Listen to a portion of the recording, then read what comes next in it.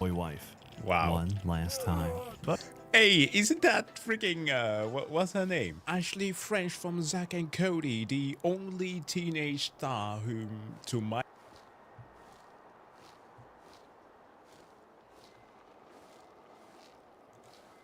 was 3 strikes. He deliberately slowed down the final cut to ensure the professors could see clearly. It was precisely this action that enraged Nibiros. While Lonan said expressionlessly, "Teacher, you frighten me," Nibiros asked, "Who taught you that sword technique?" Lonan replied in confusion, "What are you talking about? Nobody taught me." So Nibiros changed her question, "Did you see my movements just now?" Lonan said, "Yes, I did. You're remarkable." Drew the sword and made 3 cuts in an extremely brief moment. Nibiros calmed down a bit and said, "Yes, just like what you demonstrated." Then she abruptly changed her tone. "You arrogant brat. You deliberately slowed down the final cut to make sure we could see it clearly, didn't you?" Lonan was stunned. The reason he slowed the 3rd cut was to reduce the power, to avoid harming his own body.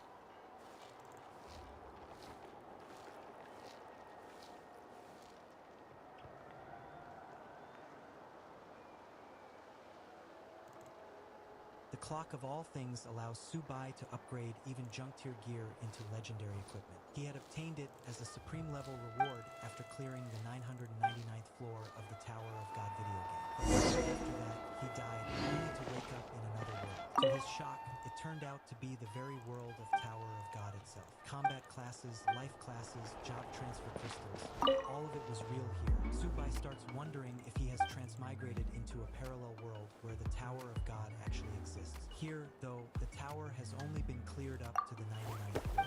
Subai feels this is exactly the kind of opportunity he wanted. If he is the one who cleared floor 999 in the game, then here he would be unstoppable. He thinks to himself that this must be the beginning of his peak life. Before he can get carried away, the teacher shouts at everyone to sit down quietly so they can receive their teleportation crystals. Once handed out, the teacher tells them to crush the crystal to begin their transfer and wishes them good luck and safe travels. The kids are hyped beyond belief, and even Subai admits to himself that he is quite excited. He crushes the crystal immediately. A notification greets him, welcoming him to the Tower of God. It says that personal information has been found, data is being processed, and he should wait. Then another message dings, saying that the upload is failed, pre-registered and it is attempting to log in. Subai feels his pulse race. If it can log into his old account, then he will be invincible. But soon another message arrives. The account information does not match, login has failed, and the system is attempting to clear data. Subai becomes furious. The thought of his old save file being deleted irritates him more than anything. And sure enough,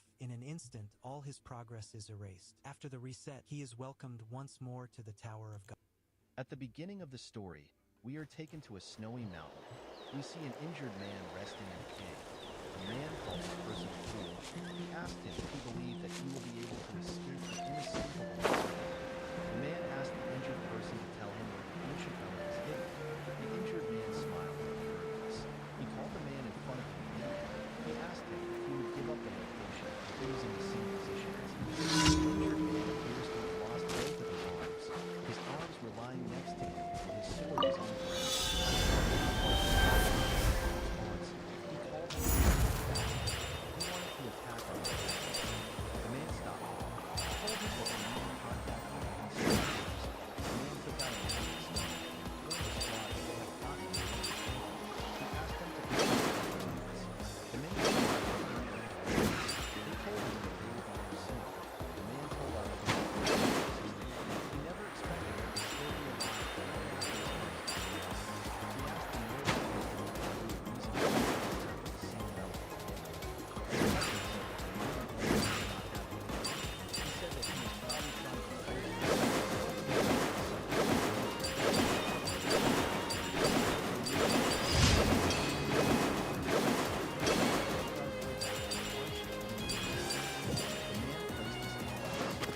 He asked the Northern Phantom to brace himself.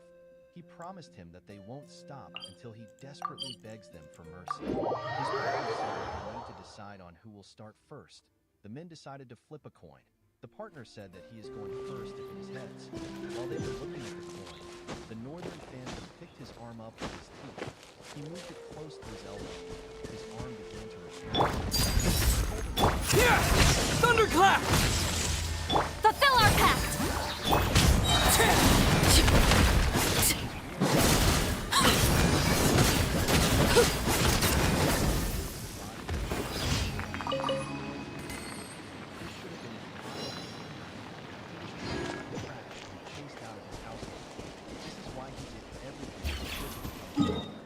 moment his arm got healed, he stood up and charged at the men at the same time. The coin just landed in the partner's hand.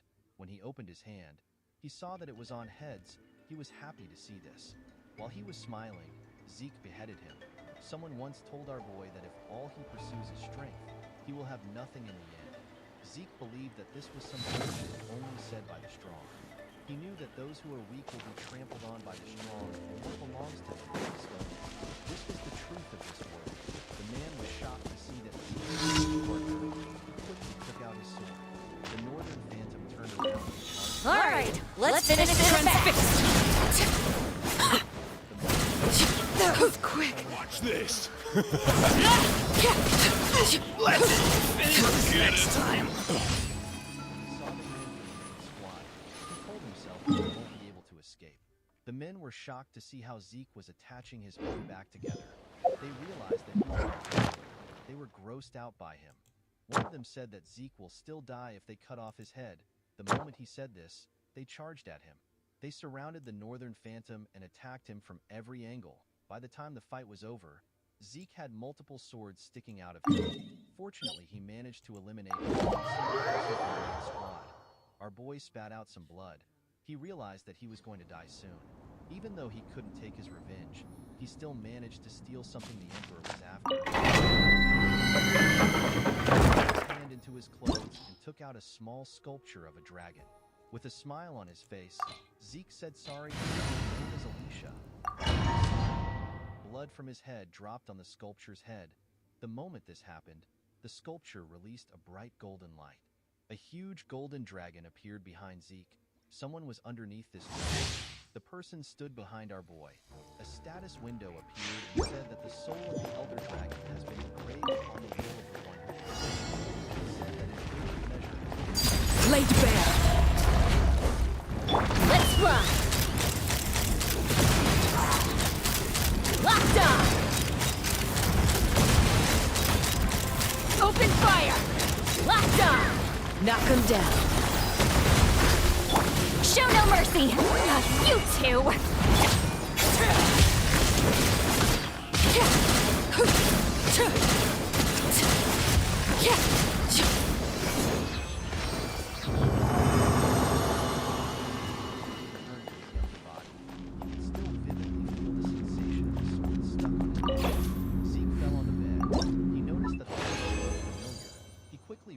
That he was in the Cradle. The Cradle is the Draker Household Training Institution. The Draker family is the Dragon Slayer family. It is one of the top 3 great transcendent households. Terrican Draker was the hero who saved the continent by killing the evil dragon Hamlet in the war 1,000 years ago. His descendants founded the current Draker household. Perhaps it was because they were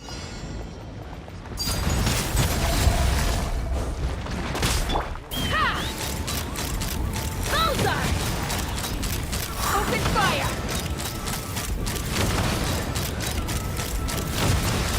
Locked on! Hold on to your hats. Bellowing thunder! Get to work!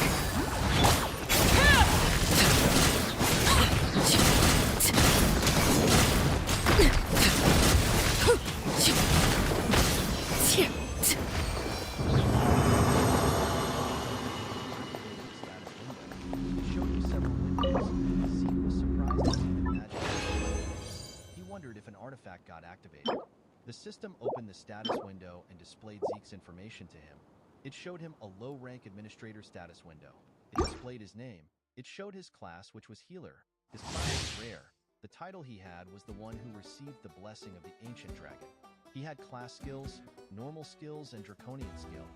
Our boy noticed that he could push his ability to the status window, and he could also have the He wondered about what Overruled! Take this! Bullseye! Bullseye!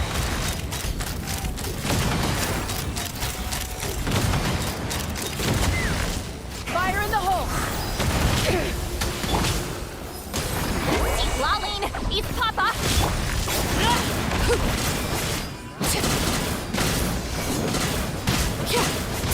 This is where you fall.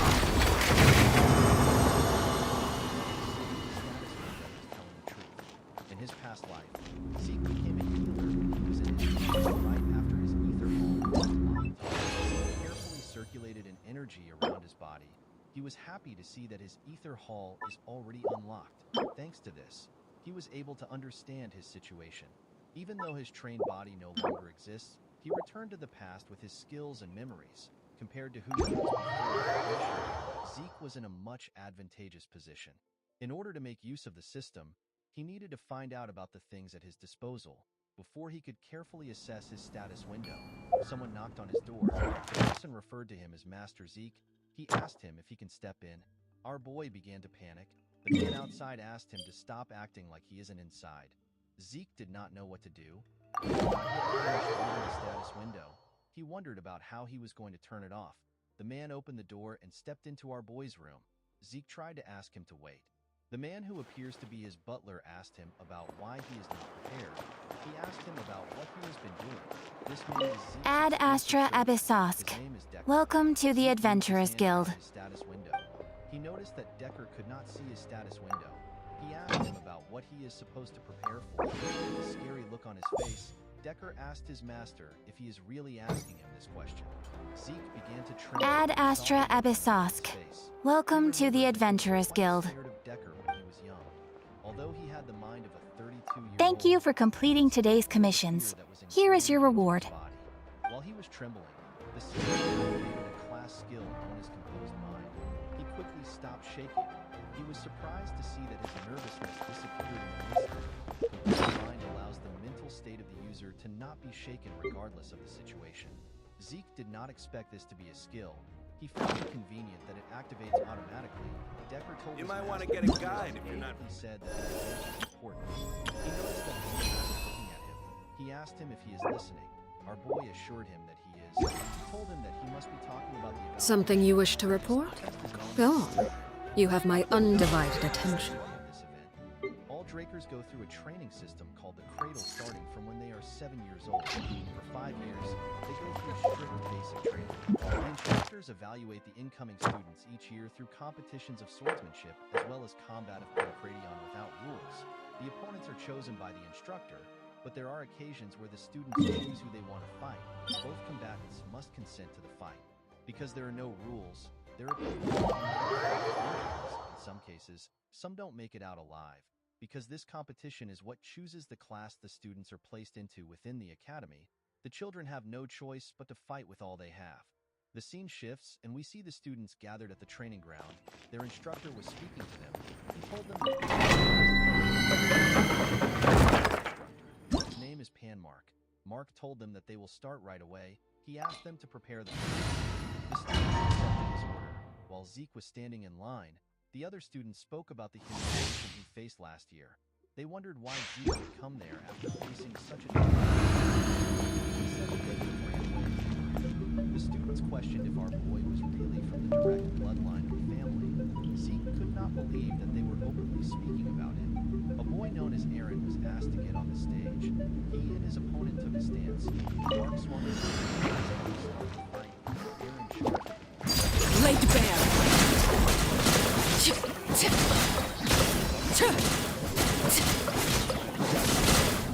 Everlasting as the moon. Transfixed. Pay your dues.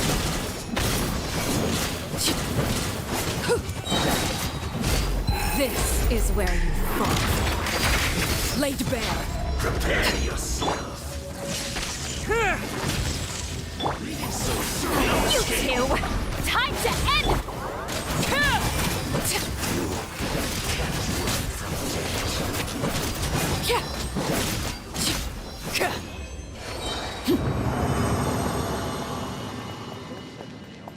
Zeke did not like the fact that his opponent was Leon. With a smile on his face, Leon asked our boy about why he was back. He asked if he didn't get enough last year. Zeke remembered how he begged for his life from Leon when he was young. The boy needed him up badly. He had to beg him to spare him. Our boy was not surprised to see that Leon was his opponent. The boy is always his opponent every time. He knew that Leon must have pulled some strings from behind the scenes. Our boy knew that his household would tell him that he needs to be able to overcome such dirty tricks in order to be a true dragon slayer. Zeke found this to be bullshit. He could not believe that this piece of shit was his cousin. In his past life, the 4 siblings of the direct bloodline never had the chance to meet. However, there were more than a dozen cousins who were more than willing to bully him. Leon commended Zeke for coming back out after getting beat up. He told him that he is really brave. He asked him if he did not learn his lesson because he is so inferior. The system activated the composed mind skill to calm our boy. He realized that it had been a while since he last heard his cousin's stupid insults. With a serious look on his face, he told Leon that he won't be nice if he calls him inferior again. Leon placed his hand on his head. He asked Zeke about what he is going to do. He called him an inferior piece of shit. The moment he said this, Zeke gave him a punch on his face. The attack pushed him back. When our boy punched his cousin, Critical Strike was activated. The skill inflicts critical damage on the enemy. It may be countered if the attack failed to hit the person. Leon screamed out in pain. Zeke took a look at his hand. He only wanted to knock Leon out. He did not expect a skill to be activated when he punched in his normal style. The instructor asked Zeke about what he is doing. Thank you for waiting. I finished checking your adventurer handbook. Here are your commission rewards. We have no other urgent commissions on the books at present. Thank you for all your hard work lately. Perhaps you two could consider taking a vacation. Amazing! Paimon never thought we'd end up having downtime and not cry. Things were pretty hectic when we first got here. Everywhere you looked, it was either the Wild Hunt causing chaos or the Fatui stirring up trouble. It felt like this whole region was one giant slime in a barrel, ready to go boom at any moment. Leon quickly charged at our boy. When he got close to him, Zeke attacked him with multiple punches. Leon was able to block it by putting his That's right! Another win for Tibet's top duo! He was scared. Ah, yes. Are you two aware that the Moon Prayer Night is soon to take place? Oh, yeah! Llama told us that was coming up soon. The only thing he was cautious of Wait, why do you mention it though? Do people in Nasha Town celebrate it too? Paimon thought it was just for Moon Goddess worshippers. You're partially right. Most people in Nasha Town just see the festival as an opportunity to do business. They do not concern themselves with the religious element. The festival was first celebrated by the Frost Moon Scions. On this day, they would wear moon prayer blossoms and celebrate the birth of the moon goddess through song and dance. They would also prepare food and handicrafts and give them as gifts to others. Over time, it became Nodcry's most lively festival. Oh, sounds like fun! However, Zeke was different. Great! Well, in the meantime, since Catherine doesn't have any commissions for us, let's focus on some personal business instead. When we first got here, you mentioned that this was where your spaceship landed? We didn't get to follow up on it at the time, because we got wrapped up in that whole rare situation, but now we can finally start investigating it properly. Well, there's a saying Paimon's heard around these parts, which goes, if you lift up a rock, you'll find something you weren't looking for. By that logic, you'll never find what you're looking for while you're searching, but the moment you stop looking, it'll jump right. Could be worth a try though, right? Anyway, Paimon suggests we focus on other stuff we want to do for now, and just keep an ear out for spaceship-related intel as we go. The feeling of the skill felt familiar to him. Since he did not listen, he continued beating him up. The instructor and the other students. Oh, that's true. After beating And him to his now that you mention it, he stood we're up, definitely overdue for a showdown with the Fatui. It is weird that he hasn't shown himself this whole time. What could he be up to? Zeke felt that his head was clear now that he had let out some sweat. He turned to the students and told them that he can now recognize them. He asked them to stop eyeballing him. True. He asked them to come. Paimon would much rather deal with Marionette anyway. She says the meanest things, but when it comes down to it, she doesn't seem like a bad person. Maybe it's the pressure of being a Fatuse? Especially as a Harbinger. Does she feel like she's gotta act tough to keep up appearances or something? But then, every time we headed out with Rarier, she always wound up having to repair Polonia and her other robots. That's gotta sting. Losing face always hurts more for people who care a lot about their image. She's probably still furious about it. Zeke called him a dumbass and told him that he did. Jaken was enraged by our boy's words. He promised to beat him to death. He and Liam went to the stage. The instructor asked Zeke What? to not do anything until he asked him to Relax, she's show not it. even Our boy here. asked him not to worry about it. Zeke What's smiled the when he saw matter? Liam. He found it Oh, interesting to see the mercenary king again. Sorry, In his we'll be past on our life, way now. Liam joined the cradle and the Where academy are we as again? Jaken's servant. Oh yeah, But because he was Columbina? a distant Right, relative, yeah. he Let's was go see left behind Columbina. in education. He begged to join the higher education of the academy. Eventually ended up joining the Night Order of a small nation called Barnon. Once Barnon fell, Liam became a mercenary. In those chaotic times, people flocked to the strong. With his long tenure as a mercenary, he became a Red Knight and started his own stone mercenaries.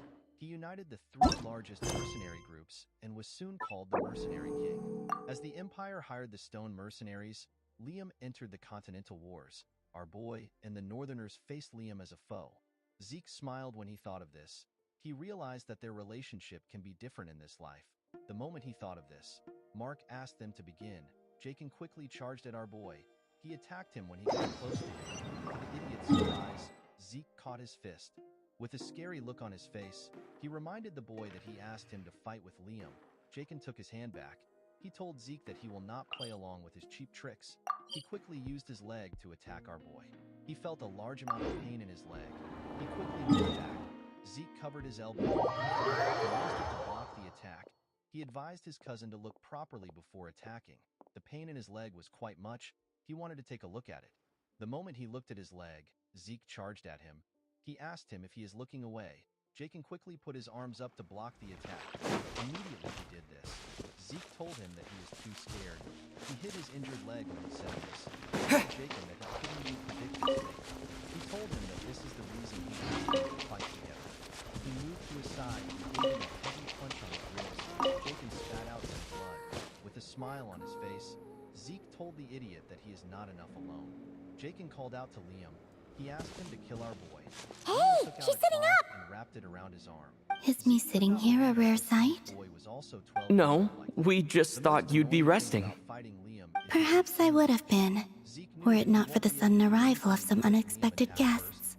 He realized Not that I he couldn't consider it a He disturbance. quickly charged at him. After He all, launched several you are the punches only at him ones who are before free he to managed enter. block them with his arm. Would it not be a little unfriendly of me to lie down while we speak? I didn't realize you put so much thought into little things like that. Our boy's attacks got faster. It was leaving after images everywhere. The other students were shocked to see this. They did not know what they were looking at. Even Mark was shocked. He knew that the students were Only confused sometimes. because they have never seen There have anything been like this moments before. lately where I think about you and your companions. Fist fighting technique from the Midlands. They are A place where warm, swords mysterious, dominate. He and wondered cozy about how to memories. use this technique. While he Very was few of my attacking, past memories are anything like that. he realized that his body was really bad when he was They younger. say that travelers return home bearing bags full of souvenirs. Simple technique. Aside But from my this, luggage was Liam's empty, monstrous physique and I was also a believed it would problem. stay that way. He did not attack Return negatively home? much. He was simply So, taking it all in with his You're guard still up. planning on Zeke returning to the remembered that moon? Liam was more aggressive in his Yes. days as a mercenary. Unfortunately, This planet continues to his body reject was me, reaching its limit. reminding me Clenched that I his do not fist and belong felt a here. large amount of ether. He wondered about how strong Liam's If I body remain was. into that, He decided to there take will him come a down from day the that I start. He disintegrate. charged at Liam. To his And I surprise, don't mean the reduced to boy did not dust, attack this or time. turned into He food did for the not realize flowers. Liam actually dodged the I attack, mean, even though he can't see ether. I will cease to Zeke realized that exist everyone in entirely. this place has some insane All level of right sense. then.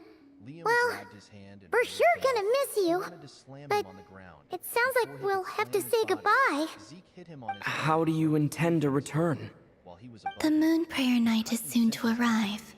He On grabbed that Liam's day, hand and moved the him moon down. will be He closest rocked to his hand Devat. down and put his leg on The his neck to Kuvaki in choke this him out. land will reach its Zeke peak at believed that that no one time. can last without I merely oxygen need to in their grasp body. the While he tide, was choking him, and with relatively little Liam effort. attacked fiercely. He Oh, punched him in his Paimon gets ribs. it! It'll Zeke work like spat a out some blood. slingshot!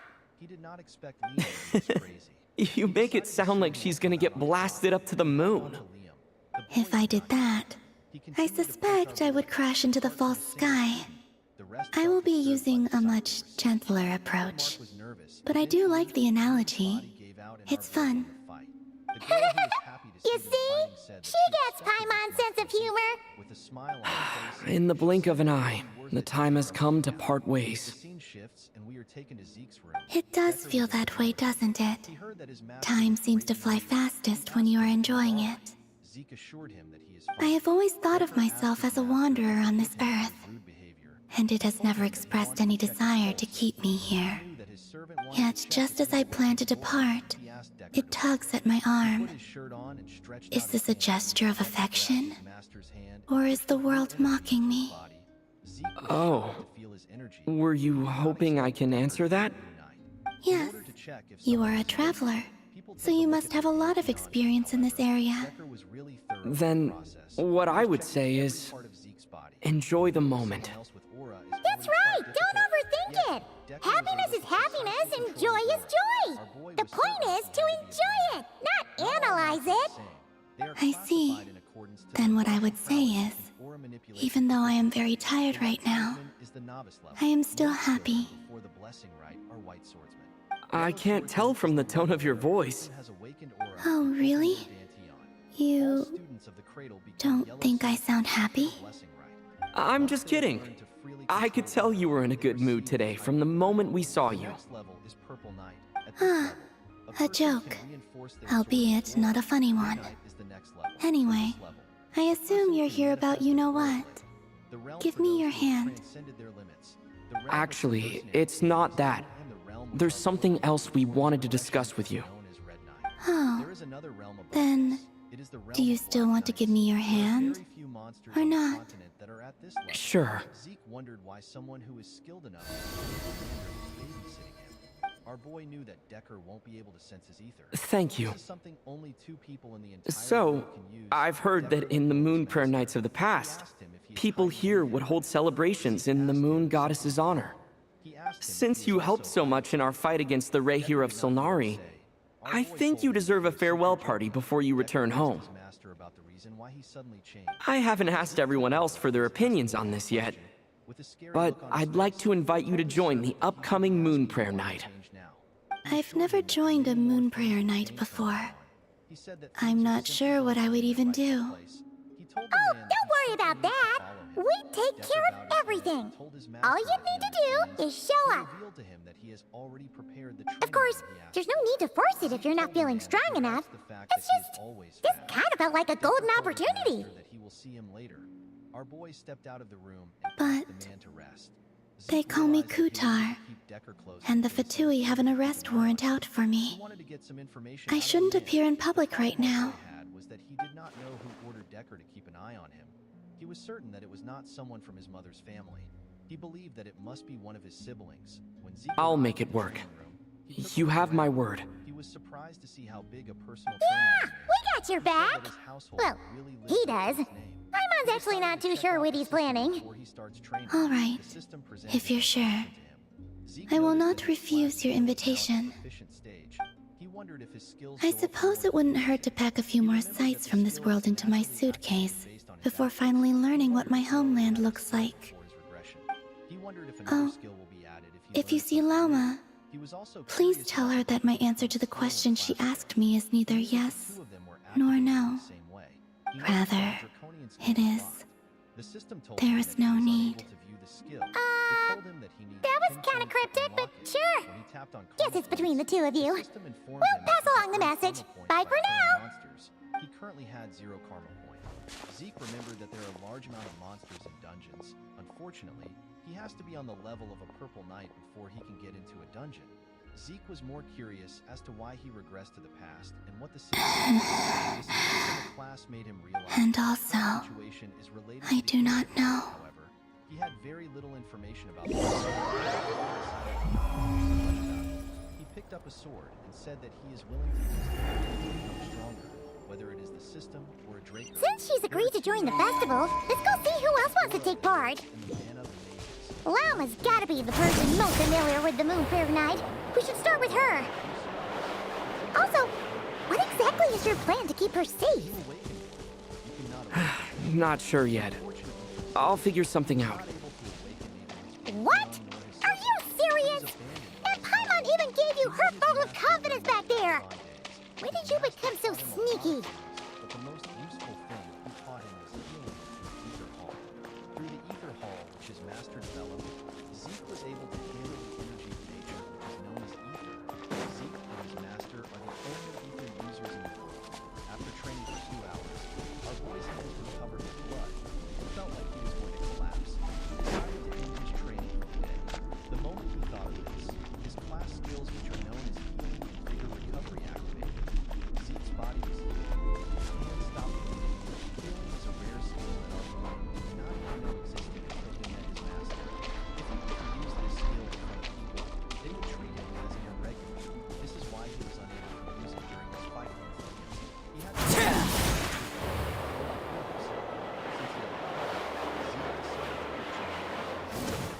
we see our boy covered in sweat. He realized that it was already dinner time.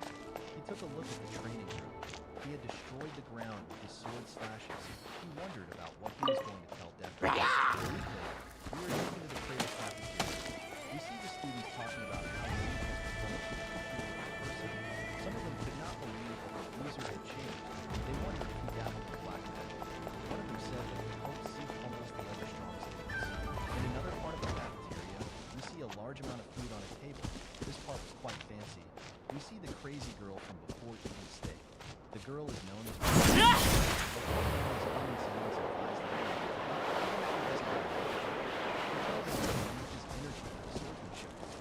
Leon asked Owen if he is trying to piss him off.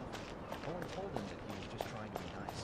He told him that his inferiority complex is really Hey, Llama! Leon It's us! slammed his hand on the table. Huh? He asked him Varka? to repeat what he said. What are you doing When he hit here? the table, he made Raina drop her steak. Beats me. I had a bit too much to drink last night, and when I woke up, I was on Hisi Island. Mr. Varka is helping to oversee Nasha Town's preparations for Moon Prayer Night. He is here to go over some details regarding the decorations and custom cloth designs. Right, yeah, that too.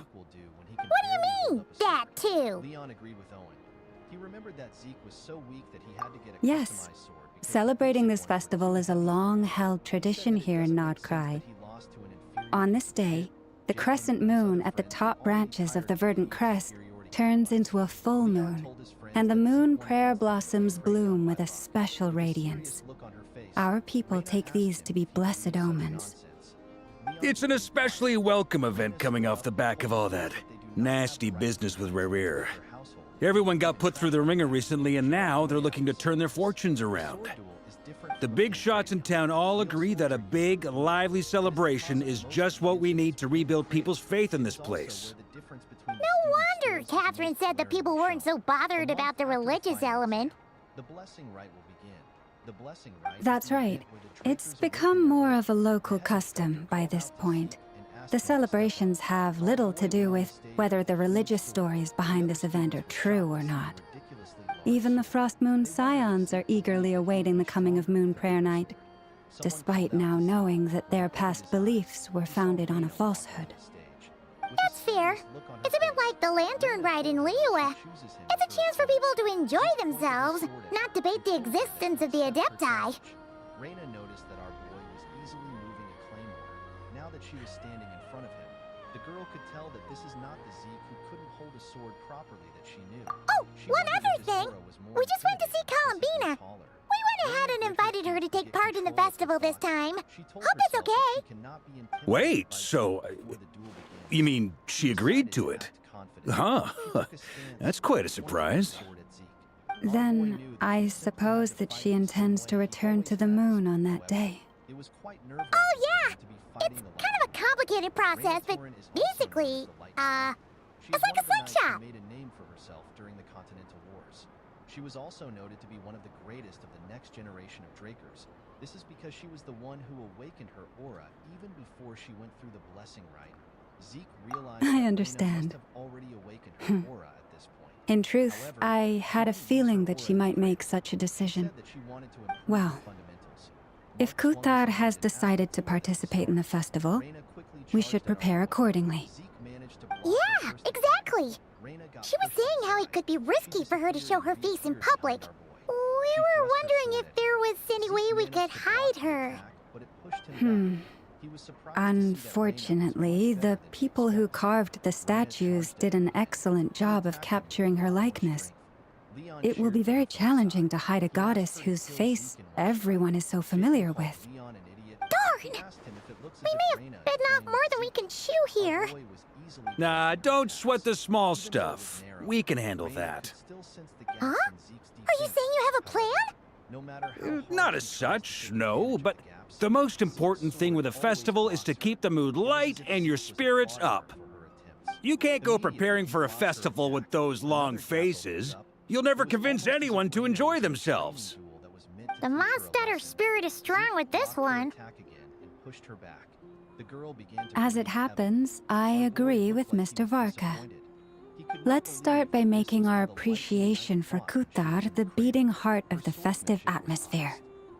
And who knows, once we get the ball rolling, perhaps everything will just fall into place. Hey! Did you catch that? Lona said the thing!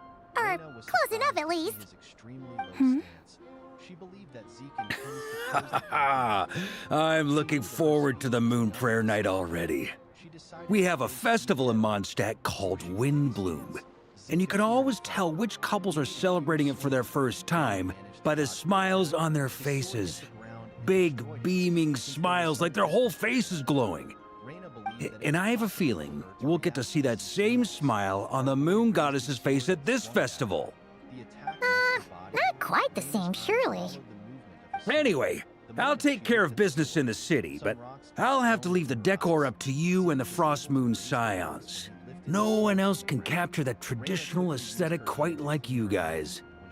But lastly, there's the final key element that brings the festival to life: companionship. Before you leave, let me show you something that we've been preparing. Mr. Varka had asked to see it already, so you may as well tag along. Also, I have some further questions about Kutar's decision. It was an amount that was barely impressive. Mark couldn't believe that the girl who promised to never use aura until she got into the academy was forced to use it. Zeke forced her to. Reyna was feeling bad for what she did. While she was thinking, Zeke appeared in front of her with his fist. What's this? They sure look like they're having fun. That the fight isn't over. He gave Reyna I believe so. Kuhenki seem very skilled at playing drums like these, although I'm not sure where they learned it from. Maybe it's an innate talent? In their eyes, they're probably just playing with toys.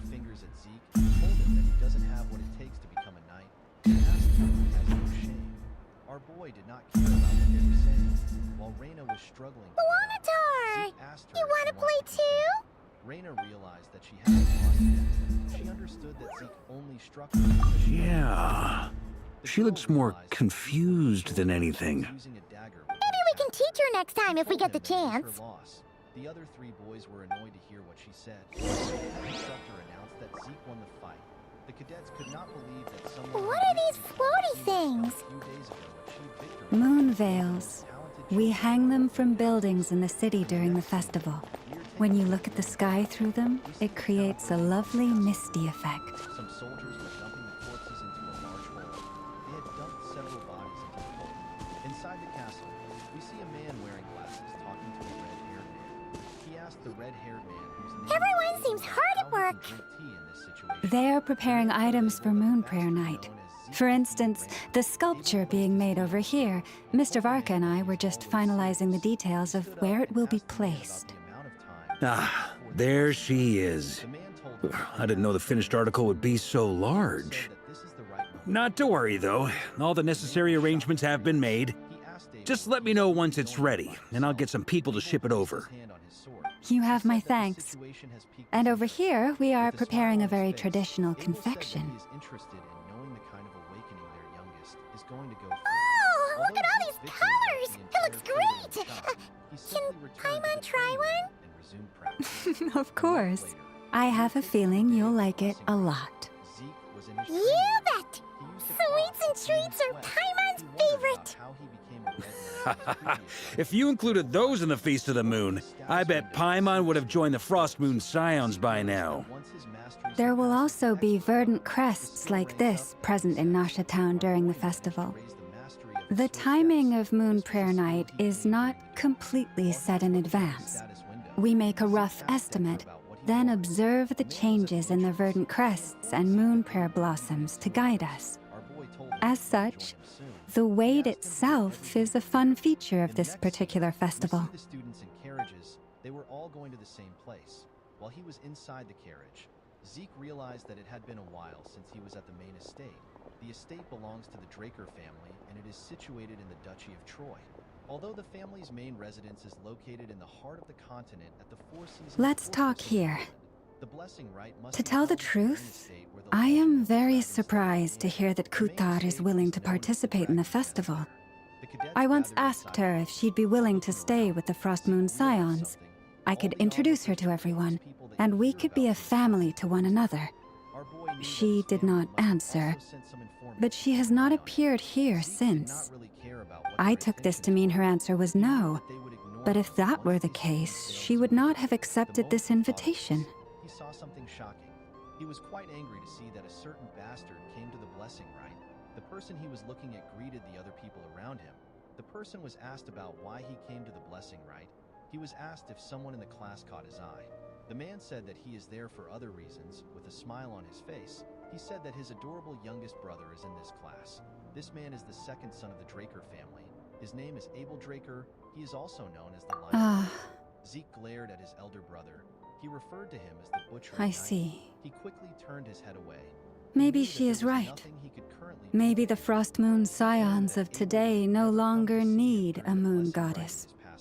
But my wish was not for her to come here and be worshipped as a deity. I simply wanted to offer her a place to stay. I'm sure she believes that showing herself here might invite Fatui intervention, and as such, she does not wish to cause us trouble.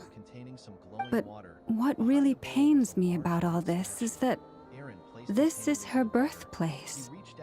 She ought to belong here, yet no one has been able to grant her shelter. I think I'm qualified to weigh in here. When someone's about to depart on a long trip, what they need is blessings, not burdens. We should wish her the best, not make the journey harder than it already is. Anyway, she's agreed to attend, hasn't she? All we need to do is simply respect her decision. I see your point. Yes, she will soon depart after all. Our job is to leave her with some happy memories. Besides, who's to say her journey to the moon is a one-way trip? It's not like she can't come back and visit if she wants, right? Paimon agrees wholeheartedly. Festivals are all about having fun, so let's keep it simple. All right, I'm gonna head back to Nausea Town soon. Want to come with? I'm guessing you have some other folks to visit there. Sure thing, let's go! Bye for now, Alma! Thank you all. Goodbye. They are conferred the Draker name. They are also provided with the unimaginable support of the family and countless benefits. After Reina's awakening, the nobles became excited when they saw who was next. They wondered about how the person would awaken. One of them said that it will be a pure blood awakening since the person beat Reina. The person they were talking about was Zeke. Our boy smiled when he saw the statue. He never expected that he would be standing in front of the statue again. The last time was horrible for him. Even though the blessing rite was the only thing that pushed him through the cradle, he failed to awaken and was subjected to mockery. However, things were different in this life. Not only can he heal, but he can also manipulate ether. On top of this, he stood up for himself with his own will. Because of the things he had done in his life, Zeke hoped that the bronze statue would take care of him. When he put his hand into the water, the statue began to shake. Zeke became excited. Unfortunately for him, the statue stopped moving. Everyone was shocked to see this. It had never happened before. Abel also wondered about what was happening. Zeke became angry. He realized that he should have never expected things to change. He became too confident thanks to his brother. The onlookers could not believe that Zeke failed to awaken. They did not believe that such a thing was possible. They said that the blood of the family was not enough to remove the cursed blood in Zeke. One of them said that our boy must have won against Reina with a trick. They called Zeke an embarrassment to the family. Zeke gave someone the cloth used to clean his hands. Hey, over there! There! It's stirring out albedo with flints! What could they be chatting about? There were plenty of ways to get stronger other than awakenings. The moment he thought of this, the system sent Your guess is as good as mine. Ah, Grand Master, and the Traveler in Paimon. Hello there. It's been a while. Perfect. We have some new volunteers for our investigation. Wait, let me guess.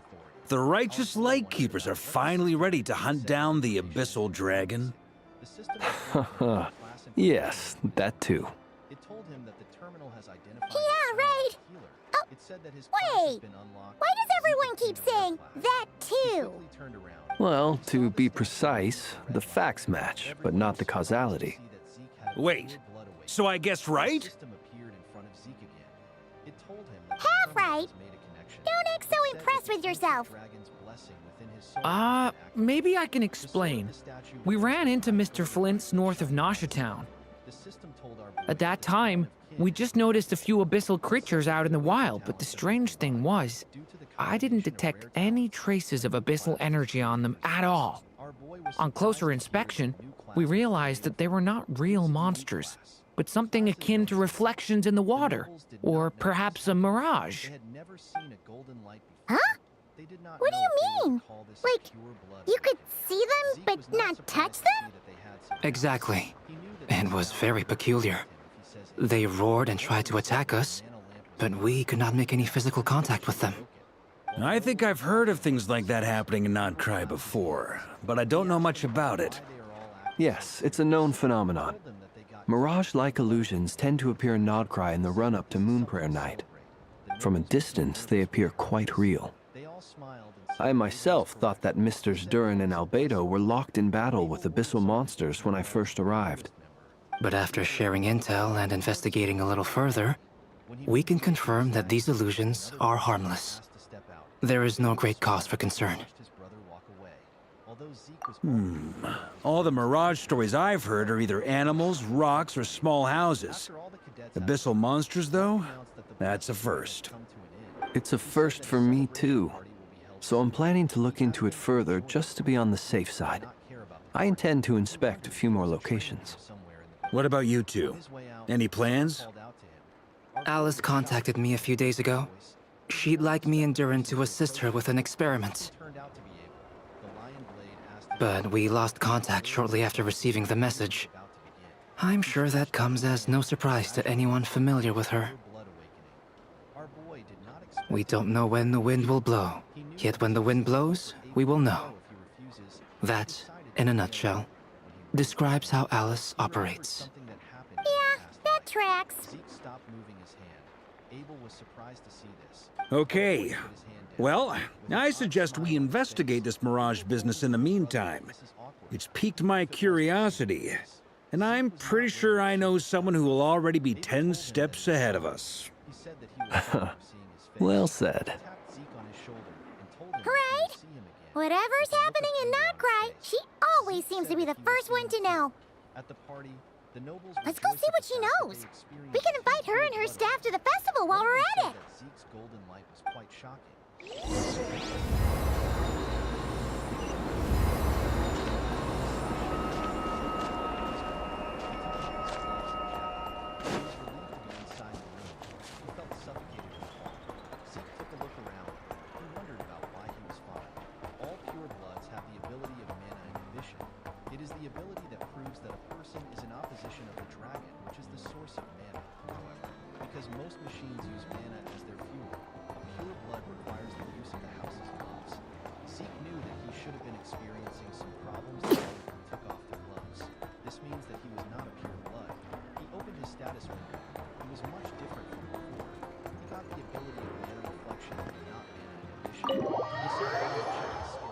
Mana reflection allows him to create a distortion field to nullify nearby mana.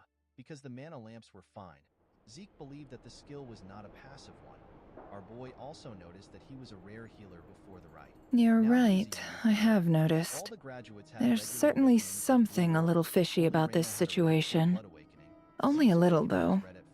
Records indicate that this phenomenon can occur in the days before and following Moonprayer Night. That said, it has always been a rare sight in the past. The odds of encountering these phantoms are similar to looking up in the night sky, happening to see a shooting star, and managing to make a wish before it disappears.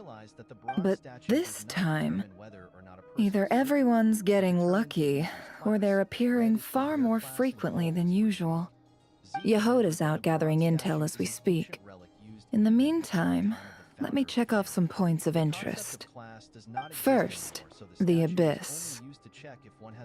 The ones we saw seem to be abyssal monsters. Indeed. But we have identified one location where many more of them have made an appearance.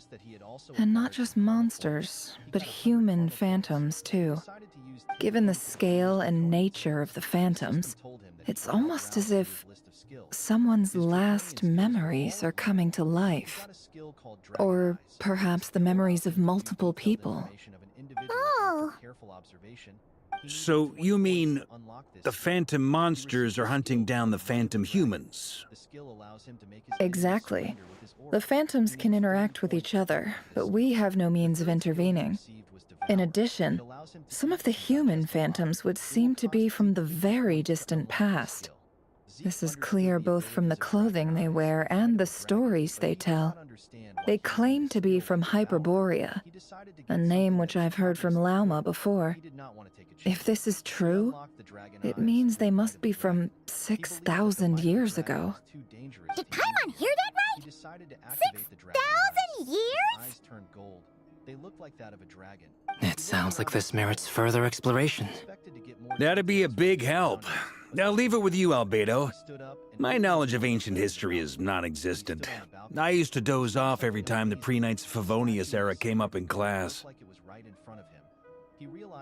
It's quite a miracle that you were able to understand these phantoms' speech, given how long ago they lived. I suppose you're right. But I'll leave the archaeologists to ruminate over that conundrum. As an intelligence broker, my sole interest is in the value of the information I gather. Which, in this case, hopefully means earning myself some good favor with our dear Lady Moonchanter. So calculating. Whew, this intel broker logic always catches Paimon by surprise. Sounds to me like we could split the work up. I think the abyssal phenomenon is best left to Albedo, Flint's, and me. Agreed. It coincides with my duty as a lightkeeper. For my part, I'd like to understand the abyss better. Even a little knowledge would go a long way. This is certainly a rare opportunity to study the abyss. But even rarer, perhaps, is the chance to make contact with the ancients. The Curatorium will take the lead on investigating the Hyperboreans. We put in the work to learn what we know so far. It seems only fair that we get some quantity of exclusive intel. That just leaves our trusty team of 2 unassigned.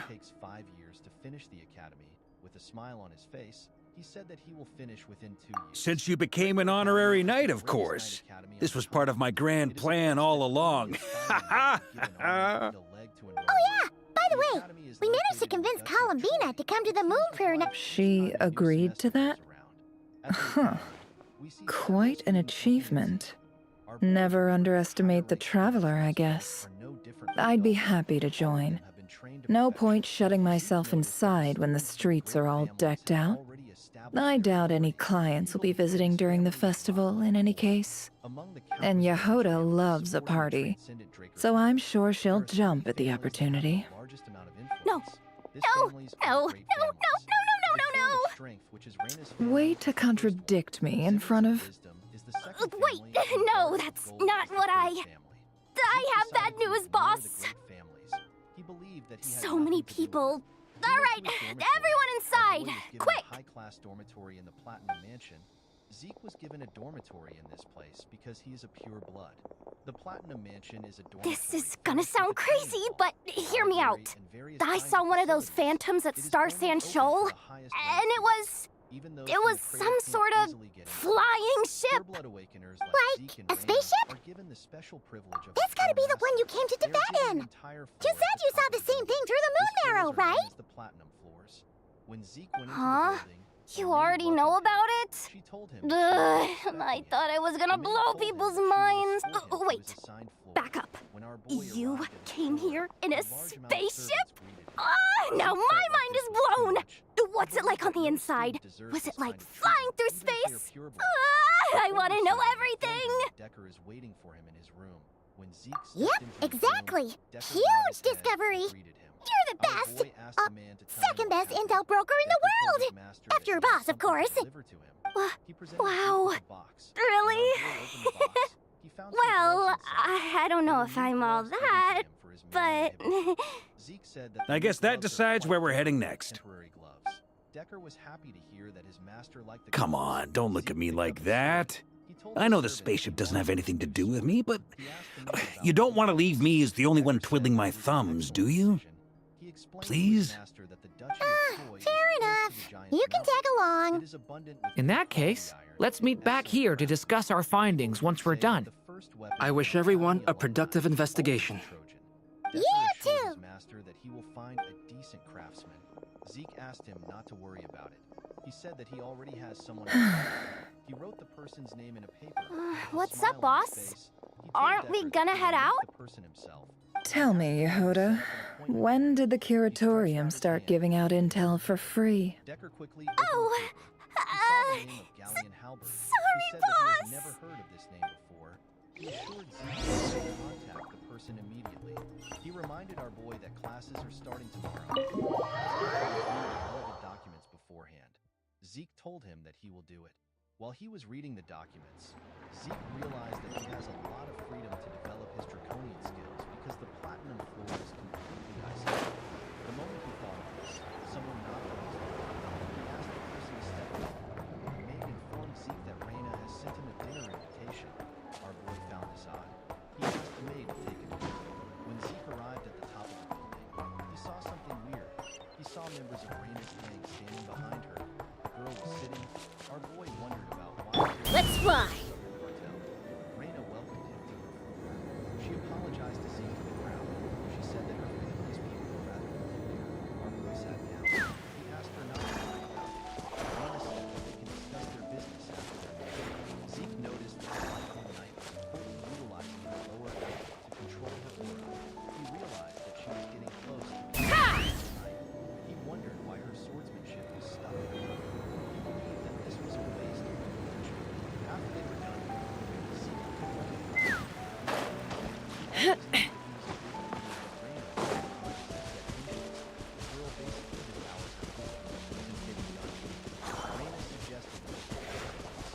She asked Zeke to accept the Torn family. Our boy reminded the girl that they are both pureblood awakeners. Reyna believed that Zeke had a misunderstanding. Let's fly! She explained to him that although they receive a lot of privileges, they don't receive any help when it comes to their growth. The centuries of academic and practical know-how the academy and a personal instructor who effectively raise your abilities and things necessary. A person who doesn't have any of this will fall behind regardless of how well off they are. This is why support families are necessary. Even able who Wow, what do you know? Yehuda was right on the money.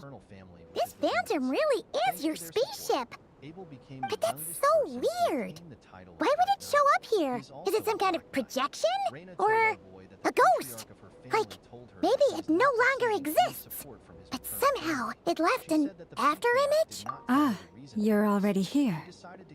Miss Lauma, what a surprise. I thought you were busy with festival preparations.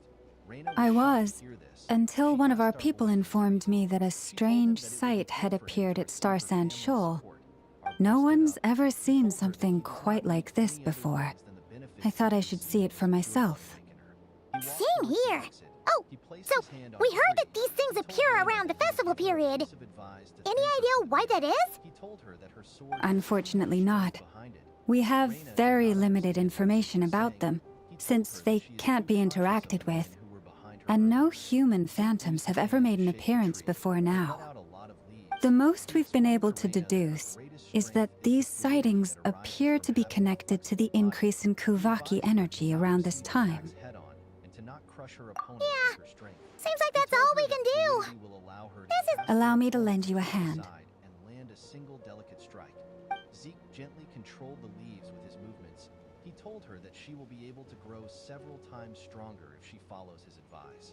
Reina was surprised to hear this. After saying this, Zeke walked towards the exit. He thanked her for the meal. Reina slammed her hand on the table. She was annoyed to hear the advice Zeke gave her. The Turin family is the head. Reina believed that she Everyone, our friend here should be able to provide us with some information. Is that a phantom Rhyhorn deer? I've heard about how the Frost Moon Scions live in harmony with the animals and can even communicate with them. That's coming in handy now, for sure. Okay. Yes, I understand. Then how about this? In the next scene, we see Zeke stretching his body.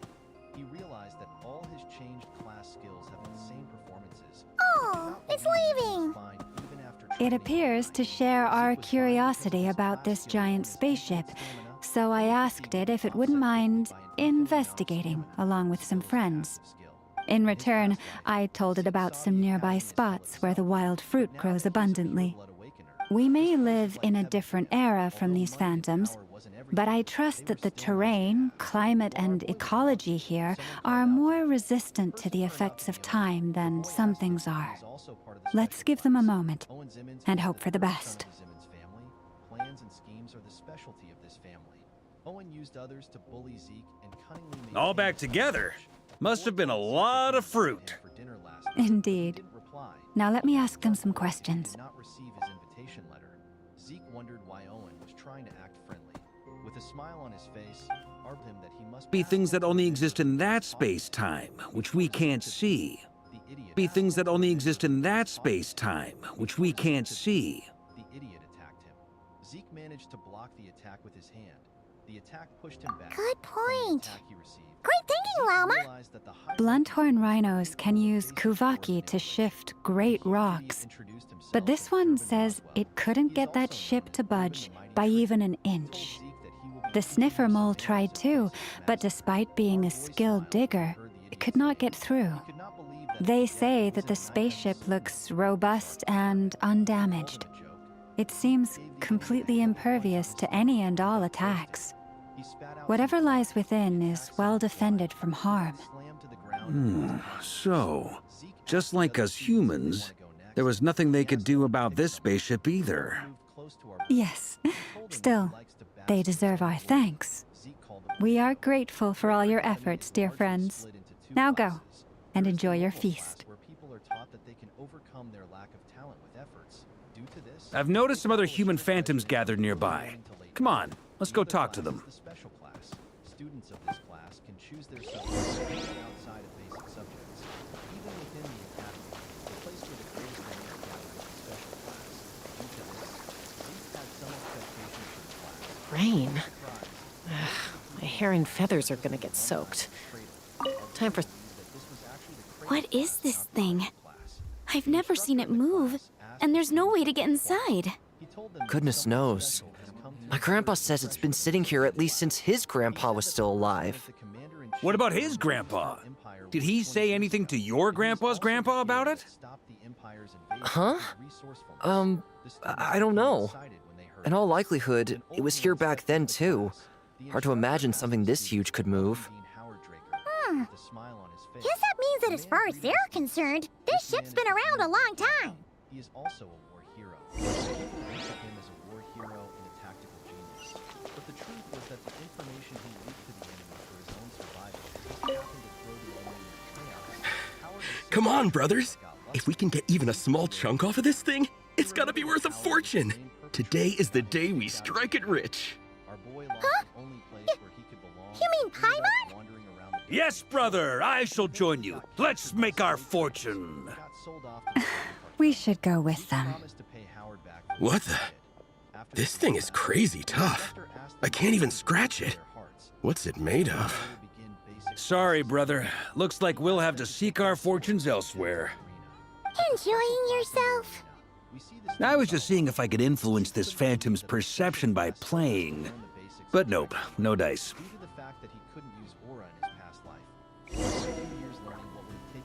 I'm sure we're all starting to build up an idea of what's going on here now that we've spoken to some of the people. These phantoms are reenacting real historical events in Nodcry. It's almost like we're in some kind of interactive stage play. We can talk to the actors, but the plot is fixed, and we can't influence it. It makes sense. History is set in stone. The objective facts of the past cannot be changed. Paimon totally thought you were just goofing around earlier. But actually, you were doing some serious investigating. Of course I was. Anyway, at this point, I think we're forced to conclude that although the Phantom spaceship is right there in front of us, we aren't going to learn much about it from these people. Everyone to draw their swords. The cadets immediately obeyed his order. When Zeke was about to take his sword out, Andre saw him. He asked him about what his sword is. Our boy took out his huge sword and freely swung it around. He told Andre that this is the sword he was using. Andre asked our boy to come to the stage. He asked Zeke if he is not aware of the fact that he must pick a sword that suits his body. Zeke already knew that Andre was... Don't be discouraged. If nothing else, this is proof of the ship's existence. And think about it. So many people tried to hack their way inside, but no one could get the door open. It's made of very tough material. To me, that says that we'll either find the ship itself or the story behind it. It's just a matter of time. Huh. Every now and then, when Varka gets serious, he actually does seem like Grandmaster material for once. I wonder how the others are doing. Let's head back for now. Sounds good. Also, drinks are on me if Team Knights of Favonius is the first to finish. Wait, we have a team name now? Am I in Team Knights of Favonius as well? You're very welcome to join. We've even got a cathedral ready for you. Isn't that technically blasphemy? You wouldn't dare make a joke like that if Barbados was in earshot. He charged at Andre's neck at a crazy speed. The instructor easily blocked the attack. Zeke was not surprised to see this. Nah, I'm sure Barbados doesn't mind a little harmless blasphemy once in a while. He began to attack Andre more frequently. From different angles, the instructor still managed to block the attacks. The other cadets were surprised to see the level which an official Draker Knight was at. They could not believe that Zeke has Oh, no! Get away! Andre made a huge swing that Oh. The moment he did this, his hand was in the ship. He was shocked to see the ridiculous amount of stamina that Zeke had. Even though he was suppressing his aura, he did not think that it was... I know it's hard to stomach, Mr. Duran. But as I'm sure you've noticed, there is nothing we can do to intervene in that which unfolds before us. But we have to at least try. Because he was suppressing his aura. And try you have. But are you aware of how many unsuccessful attempts you've made now? I wasn't keeping count. I'm afraid this is the 39th failure so far. Or the 5th if we're only counting this particular victim. There are no indications that these phantoms may be altered in any way. You seem to have calmed down a little. I'll make us a fire. You should rest and have some water. Feeling any better now, Mr. Duran? May I ask a few questions? Be my guest. What exactly are we witnessing here? What happened to those people? My guess would be that we are seeing Nodcry during the Conrian Cataclysm. Would that be accurate? Conria. That is correct. As you know, once the Abyss senses even the tiniest crack, it floods in and spreads like wildfire. There was a time in the distant past when it permeated all of Nodcry, causing immeasurable harm. The people paid a terrible price to heal this land. Then, 500 years ago, the whole of Teyvat suffered an abyssal disaster. Once more, Nodcry was dealt a devastating blow. I see. In the face of the abyssal onslaught, all were like grains of sand tossed around by a tidal wave, be they human, fae, or god. The moment you witnessed is but one drop in a whole ocean of catastrophe. All right. I guess that answers my second question, too. I wanted to know why there's nothing I could do to help them, and that's because what we are seeing is history. That would be my guess as well. As I understand it, history and fate are not all that dissimilar. The latter may be unseen to us, but both are immutable. Yes. Fate was determined long, long ago. I still have a couple of other questions for you, Mr. Flint. You mentioned more than one abyssal disaster that has struck this land in the past. How can you be sure that what we're seeing is from the Conrian incident? And also, how are you able to stay so calm when you're talking about these events? From everything I know about you, you're not cold or ruthless, and you're not indifferent to the suffering of others. Alas, I am forced to show my age. I must be 600 or 700 years old by human measure. Wait, so you... One is not easily moved by history when one has witnessed the truth firsthand. I'm sorry. You needn't apologize. Your passion is a good thing to have. Treasure it, because someday you may find it in terribly short supply. Now, at the risk of offending you, I have a question in return. Your curiosity toward the abyss, is it born from hatred or because you sense its call?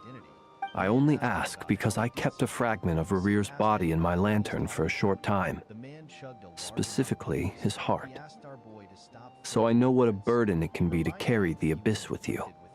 And I hear its power growling from somewhere within you. In my eyes, your mere existence is a miracle. My honest answer is... I don't know. I don't think I have the confidence to say for certain. What I will say is the abyss is not the only issue that haunts me. Even before I became who I am today, the question dogged me constantly. Should I even exist at all? My doubts remain unresolved. But when we fought Rerir, something became a little clearer to me. Sometimes it is the darkness within us that allows us to achieve the impossible. I certainly got the sense from your 39 attempts that you were trying to achieve the impossible. It sounds like you've resolved to see the truth for yourself. Absolutely. In that sense, he and I are quite similar. Then I wish you every success. I look forward to the day of your transcension. Well, if everyone's caught their breath, I suppose we should head back. Oh, and one last thing. I'd appreciate if you kept our discussion about history a secret.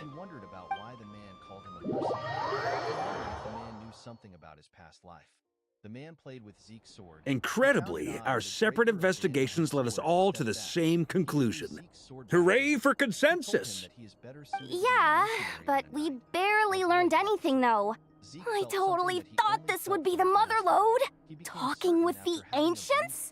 I mean, come on! But nope, all we got was useless snippets of conversation. And all this stuff about moons and hyperopia. What a load of baloney. Seems like people back then had a few screws loose. I understand your frustration. We found the same issue. Each phantom only showed a very brief moment in time. There isn't much value to be found in these miscellaneous fragments of a civilization's history, no matter how glorious it may have been. If there's a silver lining, it's that these phantoms are harmless to the present reality. They shouldn't get in the way of the festivities. Paimon agrees. And not just because it's the first thing she understood in this whole conversation. You look disappointed, Nefer. Is something the matter? What do you think? We all worked our tails off. But the only one to gain anything from it was you, Lady Moonjanter. Well, please do share the Hyperborean records with me. I will gladly inscribe them in our people's documents. Oh, duh! Yeah! That was it! Hyperborea! Hyperborea. I'm serious. Only an expert in the Frostmoon Scions and their history can turn these records into valuable research material. The alternative is to let them gather dust on the Curatorium's storage shelves until the pages turn yellow. Nefer, you're wise enough to know that cooperating and sharing the profits is the best course of action here. Well, that goes without saying. Sure, let's do that. Huh? But didn't you say we aren't supposed to give out intel for free? Sorry. Shutting up. Shutting up. Now is not a good time to push Nefer's buttons. Anyway, back to Moon Prayer Night. I'm thinking that we should prepare something a little special, aside from the usual decorations and so on. You mean a parting gift? Can't go wrong with food. Although, does food go bad on the moon? Perhaps a lantern would be a better choice. It might be dark up there. It could prove difficult to light a lantern on the moon. Magical stones might serve that purpose better. What about a clockwork mecha model from Fontaine? I've got a whole bunch at home. I use them for fighting practice in my free time. None of these sound like things she would be even remotely interested in. But we don't interact with her enough to know what she likes. Yeah. It would really save us the guesswork if someone could find out what she's into. Wait, what the? Traveler? They're all looking at you. Great! Haha, problem solved. Now, I need to stop by Dory's. Gonna need her help sourcing a bunch of stuff for the festival. Then let's leave it there for now. We all have our own business to attend to. Traveler, if you find out what Kutar likes, let us know right away. Our boy believed that this mages are better suited as colleagues than stuffy knights. He decided to test Fanning to see if he would be useful. The moment he stepped out of the building... Is something the matter? He saw Duke resting on a bench in front of the building. Our boy did not expect the man to be so impatient. It has only been a week since they... I'm fine. It's just... I'm still feeling a little rattled after witnessing the horrors of the Abyss. But it's okay. This is something I have to work through. I'll be all right. Thanks for your concern. Well, don't put too much pressure on yourself. If you ever feel like something's wrong, physically or mentally, we're here to talk. Come on. Stop treating me like a kid. The moment he said this, he appeared behind him. He asked him if this is the answer he wanted to hear. Before Zeke could... Which is why we need a lantern guaranteed to work on the moon. Yes, I have a few ideas, but the lantern itself is the easy part. The real issue is how little we know about the lunar environment. Wait, you two are serious about this? Let's just say I'm intrigued by these shining magical stones that Mr. Albedo has mentioned. He told our boy that he is a bit interested in him. Zeke was surprised to see that the man was no longer hiding it. Miss Lauma, would you accompany me into town? I think it'd be best if you saw the Frostmoon Scions decorations for yourself. Very well. Let's go. Before he could get far, Duke appeared in front of him. Our boy was surprised to see this. He quickly changed his direction. Could you do me a solid and try to smooth things over with Boss Neff?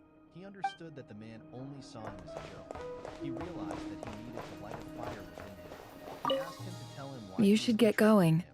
It's important that we ascertain what Kutar likes. Zeke was surprised to hear this. He smiled when he heard the man's answer. He could not believe that this was what bothered him. He asked Duke to make him give him an answer. Duke thought about our boy's answer. He disappeared in front of him. Zeke was shocked to see this. He took a look around. He wondered about where Duke was. While he was looking around, a sword flew towards him. When the sword got close to his head, he managed to dodge it. He caught the sword hilt. He asked Duke about what he was doing. The man reminded Zeke that he asked him to make an answer. He told our boy that this is too easy for him. He suggested a bet. He told him that he would grant him any wish if he raises his clothes. Zeke was surprised to see that both the master and the disciple bet the same way. With a Calabina, we're back! Duke told our boy that he has to reveal She's not here! he's hiding if he gives up on the duel. After fighting Zeke, Weren't there a few Kuhenki here last time too? Where did they all go? They had already fought for 3 hours, and yet Zeke did not seem walkies? tired. Duke For managed to keep Kuhenki? stamina and You're not will to pets, you know. endlessly. Our boy stood up. Oh well, looks like we just came at a bad time. Let's try again tomorrow. There's still a few days until Moon Prayer Night, so we're in no rush. Besides, she needs time to rest anyway. Our boy remembered the skill known as Might of the Dragon. He did not use the skill because it seemed dangerous. He believed that the skill would be perfect against the Black Knight. He took a stance and covered his body. Calabina, are you back yet? Locked in. Oh, The skill how looked at his strange. face. He told Looks like Zeke she that still the isn't here. The Gale Knight was happy to see the look on Zeke's face. He told him that this is how things should be. Our boy gathered his ether in his legs. He activated his swift steps and charged at Duke at a ridiculous speed. He appeared in front of the Gale Knight with his sword close to his neck. Duke smiled when he saw this. He realized that our boy was repeating the same attack pattern. Right? Duke It's believed not that like her to spend so much time outside, especially since she's worried about attracting unwanted attention. Zeke was his spite. Our boy's spite What about surpassed Luanatar? tenacity. He decided to Luanatar, use a you bit of there? aura to make the fight interesting. Before he could use the aura, Zeke activated the Might Hey! of the Dragon. Do you know where Calabina went? Coming from Zeke. The pressure made him panic. He quickly destroyed Sorry, Zeke's sword. didn't understand. He did not But understand if you know where she is, could you take us to her? He blocked his vision by hitting his sword on the ground to create dust, because everywhere was covered in dust. Yeah, Duke assumed that's that it even was also stranger. difficult for Zeke to find him. The moment What he about saw him? this, our boy Oh, jumped out of the dust. That's not good news. Behind Duke. They change color when Calabina gets weaker, right? And they look super pale right now. Good idea. She might know what's happening. He created a large amount of dust from his movement. Zeke quickly realized that this was Duke's secret move. He could not believe that the man called the gut it's you. with a simple dash. How is He Kutar? realized that this Is why she the okay? man is called the Gale Knight. Immediately he thought of this. Duke appeared behind him. Our boy quickly turned around. No, and she sensed hasn't. presence. When he I turned, came here to Duke check on her appeared after I noticed the flowers had changed color. covered it with aura. He told Based Zeke on that they past called precedent, him she must be very weak right now. He gave our boy Even a getting up push. to walk would be a Seemed to struggle. spat out some blood. It seems unlikely that she wandered off outside. Usage of his skills. Not to mention that she doesn't do that at the best of times either. The system So yeah, decided to this is forcefully so- shut No. down his consciousness. Very few people are in the know about Kutar's whereabouts. Duke said something. And if anyone suspicious had visited, they'd have left some sort of evidence. He wondered if Come on, let's go to Nasha Town. If anyone has seen her, someone there will know about it. It's not Cry's information hub after all. Makes sense. Let's go. Everything that he can do with his current abilities. He tried to get Duke to let down his guard by repeating He used the Might of the Dragon. He even used the Dragon Eyes, but it wasn't enough. Zeke was certain that the skill Duke used at the end was his secret move. Although he got knocked out by using the brilliant skills successively, he was able to see Duke's secret move. He noticed the nonsensical movement which Duke used with his extremely trained body. Zeke realized that this secret move must have been what allowed Andre, who has a weak stamina, to rise to the position of Red Knight. Our boy felt bad that he lost the opportunity to learn the secret Wait a move, moment. but he believed that the Is it fight just was worth it. Paimon, or He is remembered this how the all Might of the kind of Dragon had a suspicious? pressure that made a Black It's Knight never been here before, right? certain that most No, small fries I don't would recognize submit it. the moment they are exposed to the skill Alas, your free and easy adventure time is over. Now, prepare to face the final boss of Nod Cry. Whoa! Where'd that voice come from? developed due to the demonstration of strong Not sure, Along with but the it's development of definitely the soul, hostile. System functions got activated. No, no, no, not that way. The final boss is right here. The sniffer mole? That's the final boss? Surely not. Okay, the jig is up. I'll stop teasing you. Turn around. I'm right behind you. It seems I've managed to leave quite an indelible impression, even though you've never seen my face. Ah, nothing could make a great mage more pleased with herself. To unlock this function, he had 40 karma points left. He decided to unlock inventory. The system explained to him that any item he selected would be stored inside the inventory. When retrieving items stored inside the What is going on? I've heard that all the big shots in Teyvat have long, wordy titles that stun people speechless when they make their entrance. Unfortunately, none of them are affiliated with the Hexenzirkel, and we ourselves keep a very low profile. The notorious name-dropping doesn't quite work for us. Still, I, for one, think I'm really quite amazing.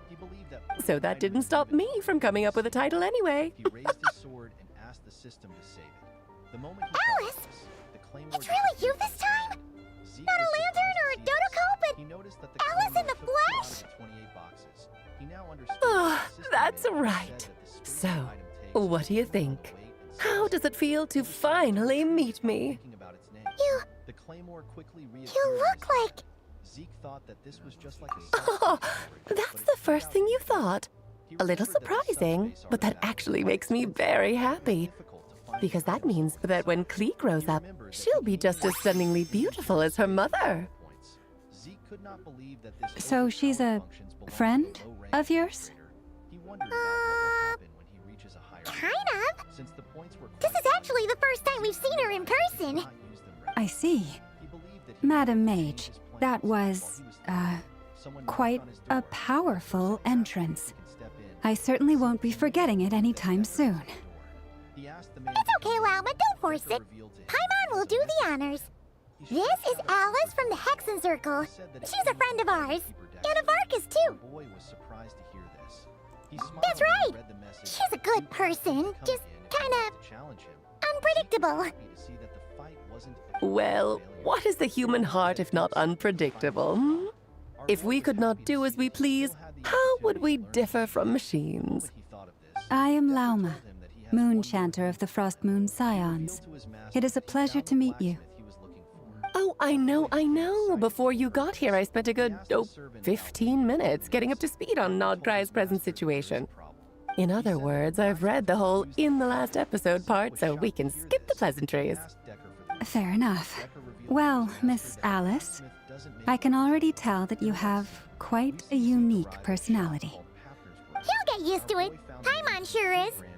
So anyway, what are you doing in Nodcry, Alice? Oh, I thought I told you already. This time, I'm the final boss. And what a formidable foe I shall be. Powerful, confident, decisive, and good luck finding my weak spot. You will never succeed.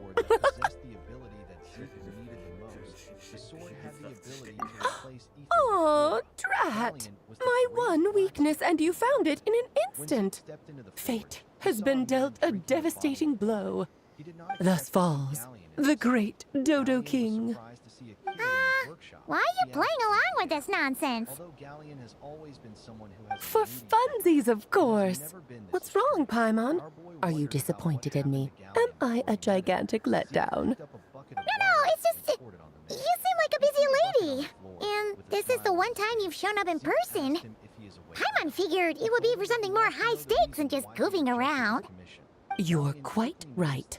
I'm here in Nodcry because something big happened. Something big enough it caught the attention of the Hexenzirkel. It concerns the three moons, Teyvat's borders, and of course, the moon goddess you are currently searching for. Kind of. Why don't we discuss this over a pot of tea?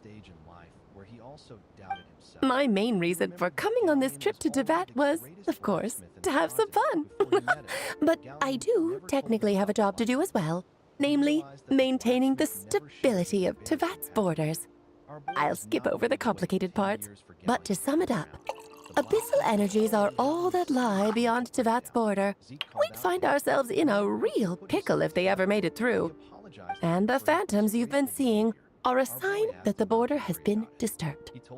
Ah, no wonder they tend to show up around Moon Prayer Night. Is it because the real moon is now so close to us that its power can cross the border? In part, but only a negligible amount passes through. Just enough to influence the verdant crests and so on. And as you've noticed, there has been an unprecedented number of phantoms appearing this year. The influence of the moon beyond the border cannot explain this. No, there is another far greater factor at play. The trilunar syzygy. A trilunar syzygy? Eons ago, before the heavenly principles came to Tevat, it was the then 3 moon goddesses who controlled the laws of this world.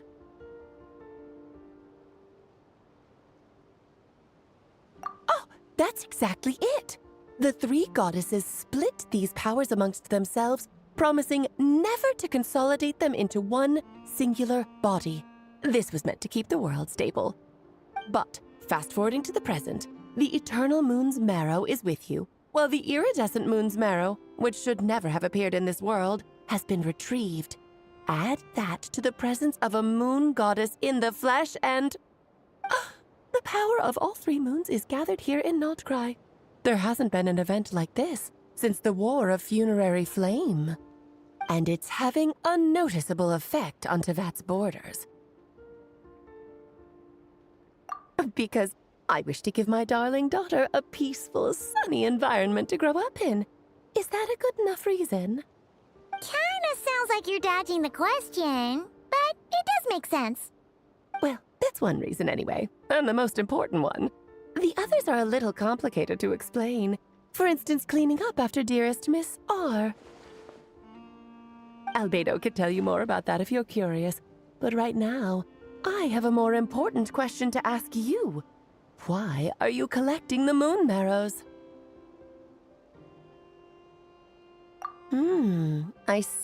I see. Nicole told me about that legend once. Nicole?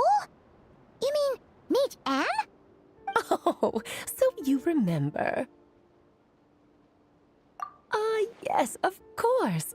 That was a story about fate, her area of expertise. But back to the story of our dear moon goddess. I'm afraid her intended method of returning to the moon is unlikely to work anymore. What does that mean? She may be missing, but she hasn't gone anywhere. She has disappeared.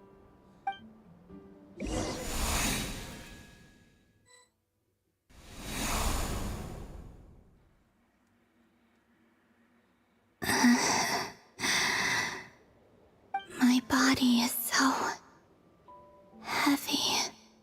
Wait, no. It's my mind that's heavy. My arms and legs are as light as a feather. What's happening to me?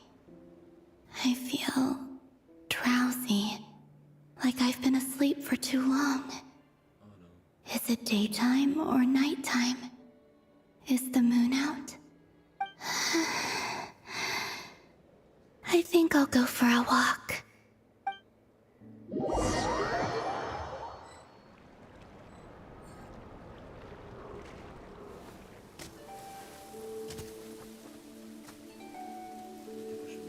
Are you out for a walk too?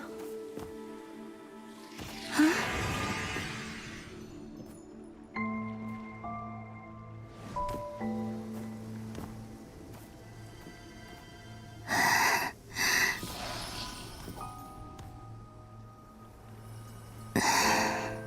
The day has come at last.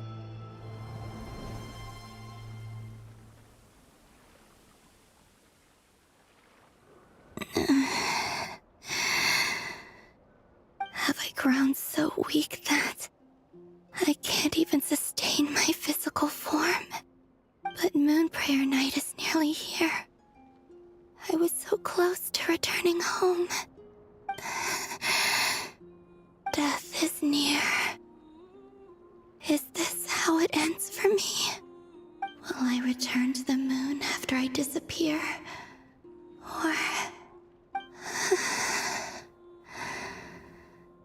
I don't want it to end like this. So far, at least, I still exist. Even if not physically, I can still feel. But as my power wanes, I'm sure that too will fade. I suppose I might take one final look at this world. The world where I was born.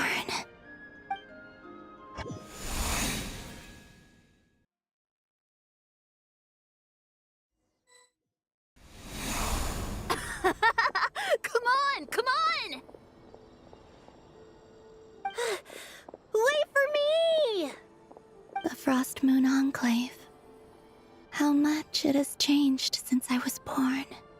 These decorations, they're so heavy.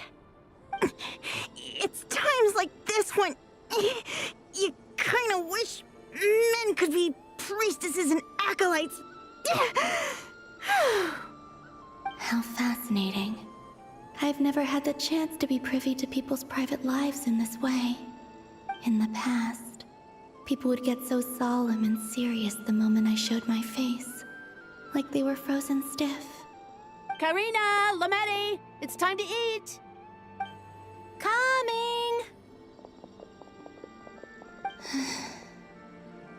I want to watch them a little longer.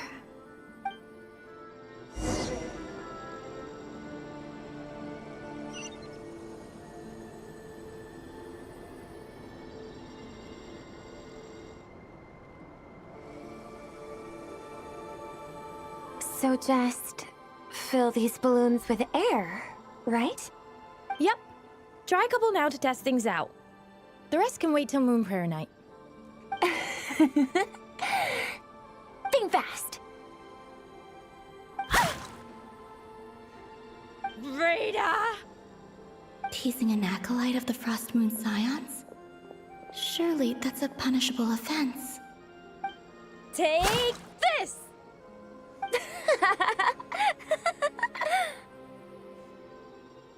Huh? All right, enough horsing around. Lady Lauma gave us a task. We should get back to it. The task is just to check that the balloons don't leak, right? Doesn't matter if we fill them with air or water. Yeah. Okay, you got me there. And you got me there.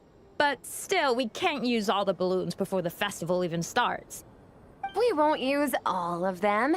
And as long as Lady Lauma's trusted acolyte doesn't snitch, this can stay as a little secret between friends. A couple more can't do any harm, right? Oh, you menace. Then, think fast! Is pumping a balloon full of water really so much fun?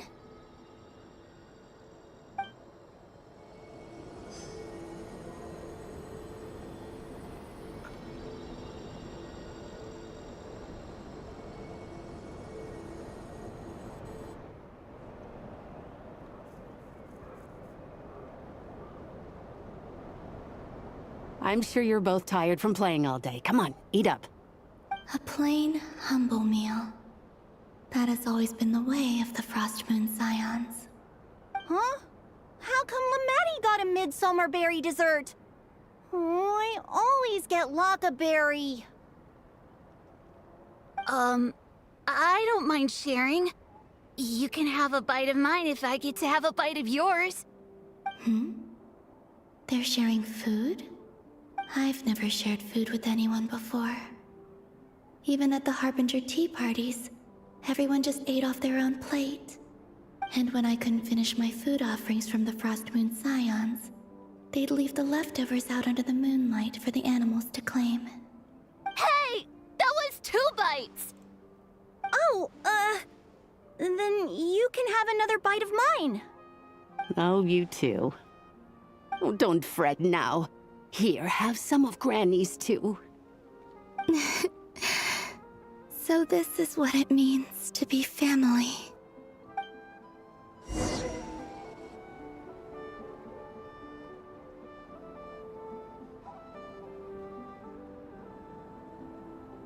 I'm seeing so much that I'd never usually get to see.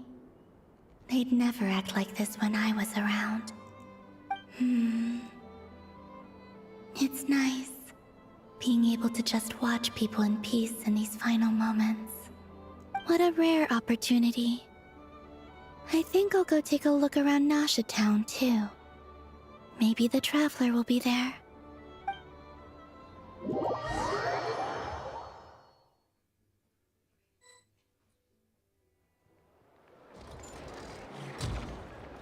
After the War of Funerary Flame, the Moon Goddesses were no longer recognized by Teyvat. They lost the whole foundation for their existence. That's why the Moon Goddess's strength is fading. She cannot withstand the world's rejection of her.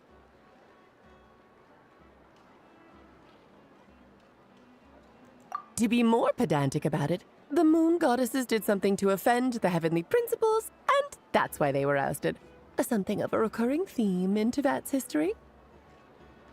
Theoretically, speaking so candidly should put me in their crosshairs too, but they can't tell me what to do.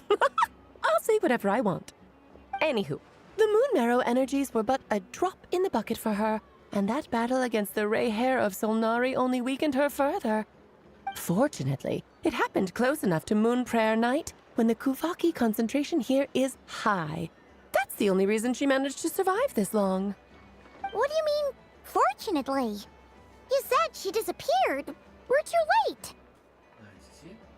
Ugh, what a headache. I thought this was all common knowledge. I guess I have some more explaining to do. Okay, buckle up. It's time for another lecture.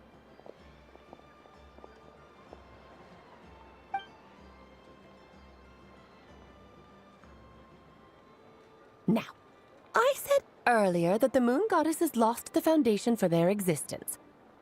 The reason for that has to do with the natural order. Basically, the rationale for their existence in Teyvat was lost. The same logic applies to the present Moon Goddess, too. Consider her existence so far. Her comrades in the Fatui called her Damselette. And she was worshipped as Kutar by the Frost Moon Scions. But these connections have now been severed, whether by her hand or yours. So, the rationale that once sustained her existence is now gone. Wait, we did that to her? Oh, well, strictly speaking, yes. But let's not start pointing fingers, shall we? I'll only end up as the big bad villain, and that's not the kind of final boss I want to be.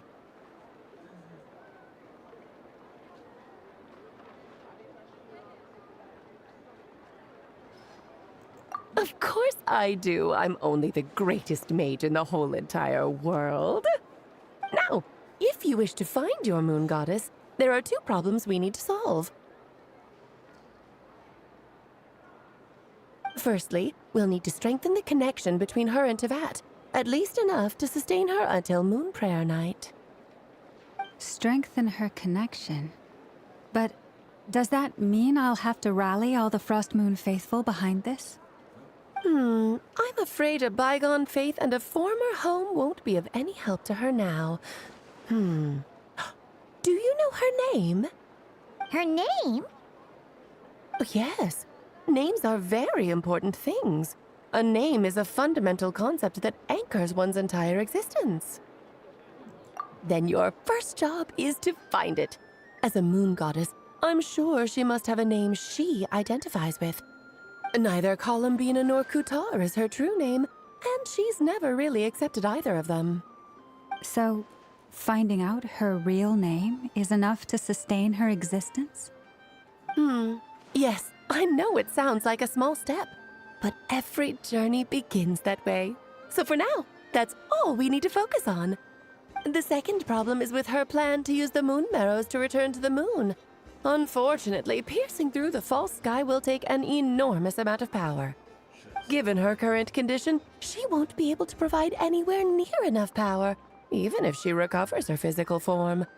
But no need to fret. Nicole's the expert in this field, and I'm sure she'll figure something out. Wait, Mage N is going to help us out too? That means we've got 2 Hexacircle mages on the case. This is turning into a pretty big deal. Actually, this is more of a side quest for me. Like you said, I'm a busy lady, so I can't stay for too long. I'll have to return to Tevet's border soon. That's the upside you get for looking out for my little Klee. Hopefully that will incentivize you to carry on keeping her company in the future. Anyway, jokes aside, you'd better get moving. It will take quite a miracle for the Moon Goddess's consciousness to hold out till Moon Prayer Night.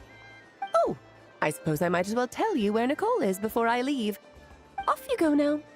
Time to meet your new friend. Oh, yes, and a little suggestion. Don't forget to mind your heads. What? I wonder how Durin's doing. I should really go see him before I head back.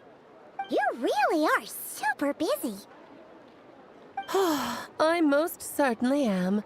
There's so many children I have to keep tabs on just in Mondstadt. Durin, Albedo, Venti, Varka. Klee didn't make the list, huh? Of course not. Klee is my pride and joy. I have no qualms about her, because she's the best child in the whole wide world. Yeah. Klee's a little angel. I'm glad you agree. Well, all the best. See you when I see you.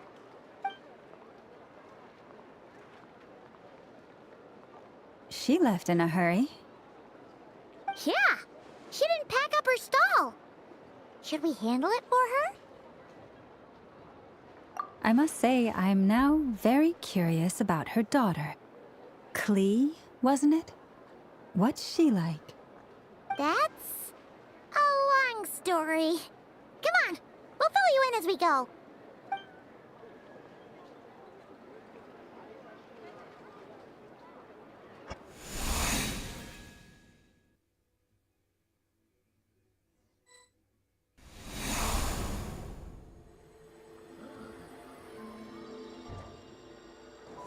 What a lively place. I've never experienced Nasha Town like this before.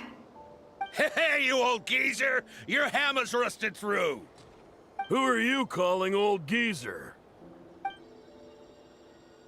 Are they quarreling? I'm looking right at him! You've really gone downhill since giving your daughter free rein in the workshop. Can you even swing a hammer anymore? It shouldn't take you days just to fix a single chair! You might as well use that hammer to massage my back for all the good it's doing. Don't run your mouth, or you'll get a back massage that'll put you in bed for the rest of your life. Look, the materials haven't arrived yet, all right? You know how busy it gets in the days before Moon Prayer Night. I'll bet you send all the materials to your little princess. Blood's always thicker than water, huh? All right, you've made your point, Uncle Koski. As soon as the materials arrive, fixing your chair will be the #1 priority. And Dad, if you've got time to chat, why don't you lend me a hand, See? Lolka knows what the score is. I guess they're friends. But the way they spoke to each other was so ugly. Then again, it wouldn't be the first time I've seen something like this. Columbina! Sing outside my door in the middle of the night one more time, and I'll unscrew your vocal cords. You hear me? Oh, Zandrone. So that was her way of trying to be friends with me. What a pity. I won't get the chance to say any ugly things in reply.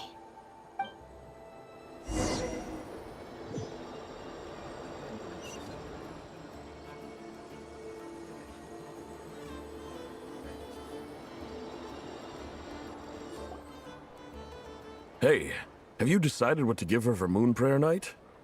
I sure have.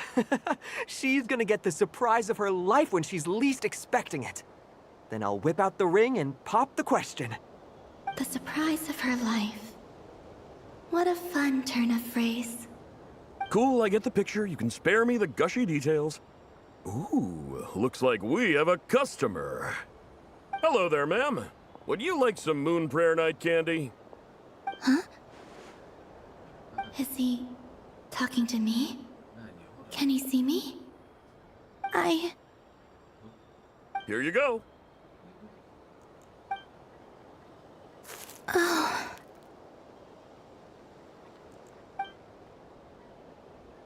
Come back anytime. Right. Now, where were we?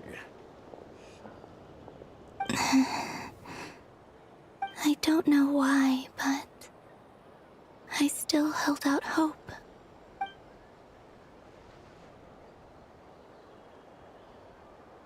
The most important thing right now is to find that mage. This name thing seems super important too, but where do we even start looking? I'd better go pay the Fatui a visit.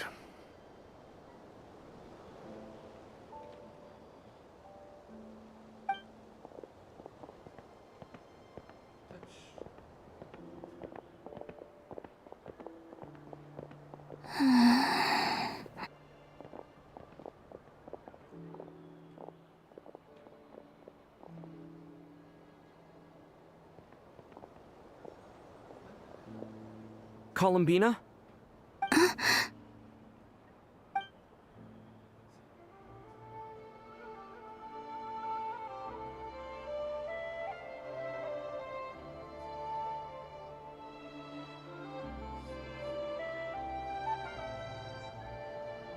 Traveler?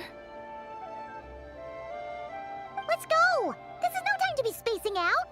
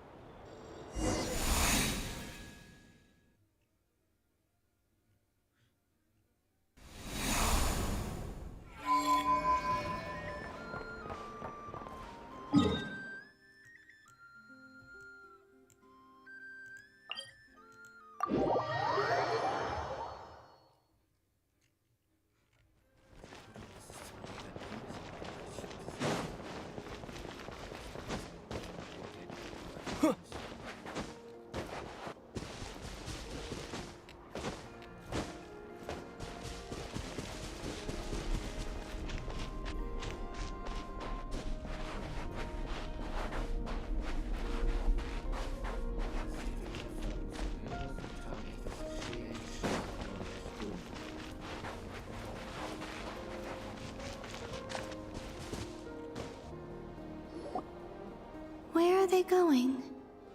They mentioned a mage and... a name?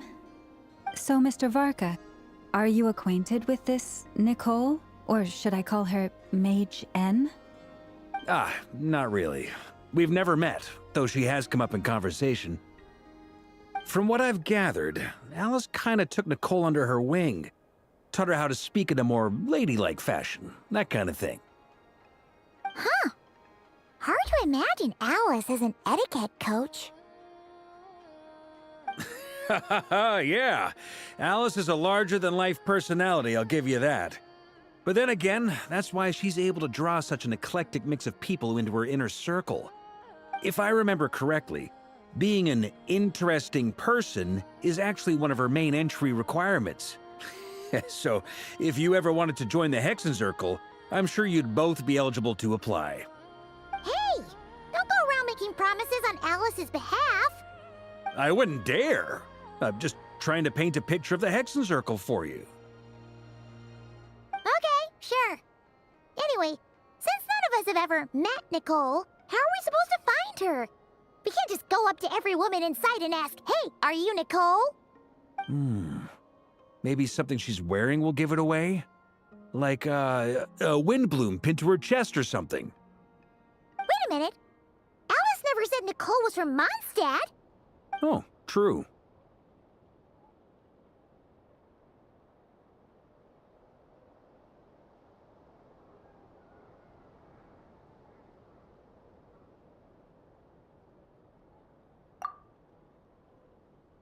That would be...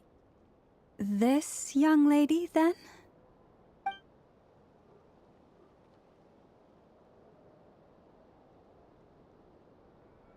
Hey there!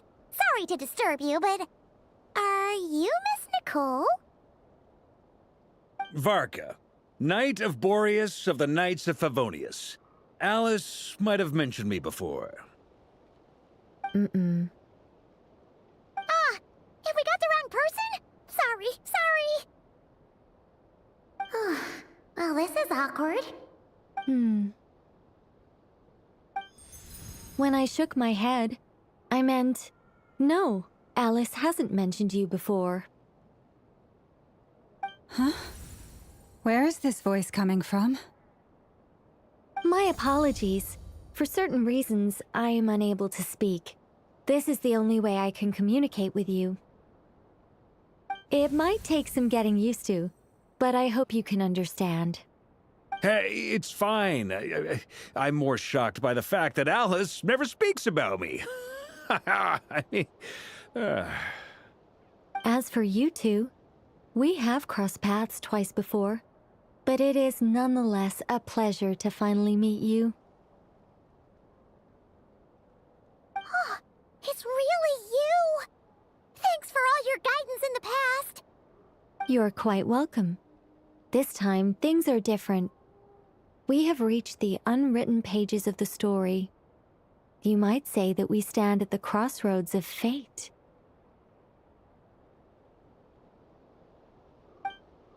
Now then, allow me to formally introduce myself. My name is... No! Stop! Alice! I can't believe it! I had a whole speech prepared. I'd agonized over every single word. She always picks the worst moments to ruin other people's plans. I'm so sorry about that. Alice took the liberty of devising some bespoke self-introduction magic for each member of the Hexen Circle. But I could have sworn I deleted all of the triggering conditions for it. How did it bypass everything? Oh gosh, this is so embarrassing. This is a very different side of Nicole than what we're used to. Is she not used to face-to-face interactions? Don't worry about it. We've seen that introduction magic once already, so it wasn't too much of a shock. Please go on, Miss Nicole. We'd love to hear what you have to say, or... well, communicate. Huh? Are they talking to this lady? But... Will you all promise to forget that horrendously embarrassing introduction? sorry, embarrassing. When?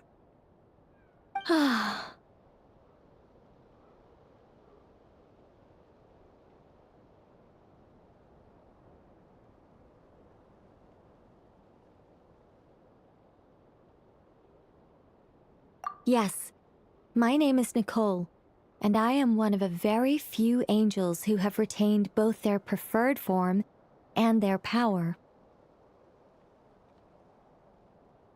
The Traveler and Paimon should be no strangers to this concept.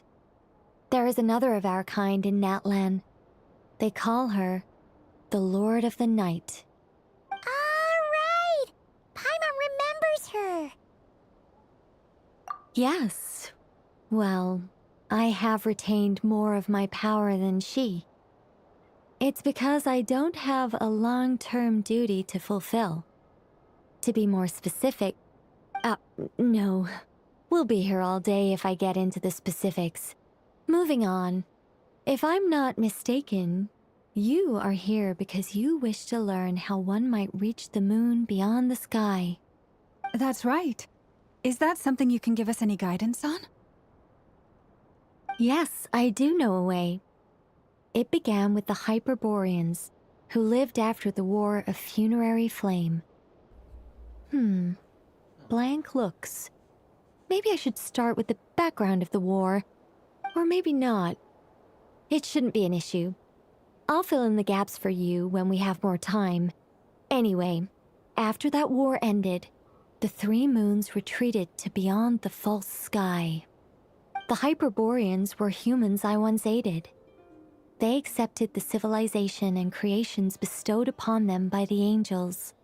But despite accepting many blessings of the angels, many among them still held on to their faith in the moons. They were reluctant to accept the new order.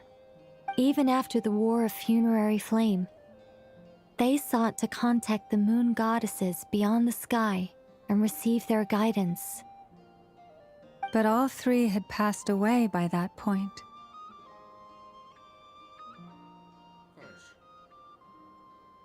This mage has a unique method of communicating. Is she talking about the moons? Yes, but they did not know. And so, still they prayed for the moon goddess's mercy. After building titanic structures that consumed vast amounts of Kuvaki, at last they glimpsed the moons and heard their voices. But of course, they were gravely disappointed. For it was then that they realized the three moon goddesses were dead. Oh, that's such a sad story. It is. Humanity was in a very sorry state at that time. The angels who had once aided them were gone, and the War of Funerary Flames had left them homeless and destitute.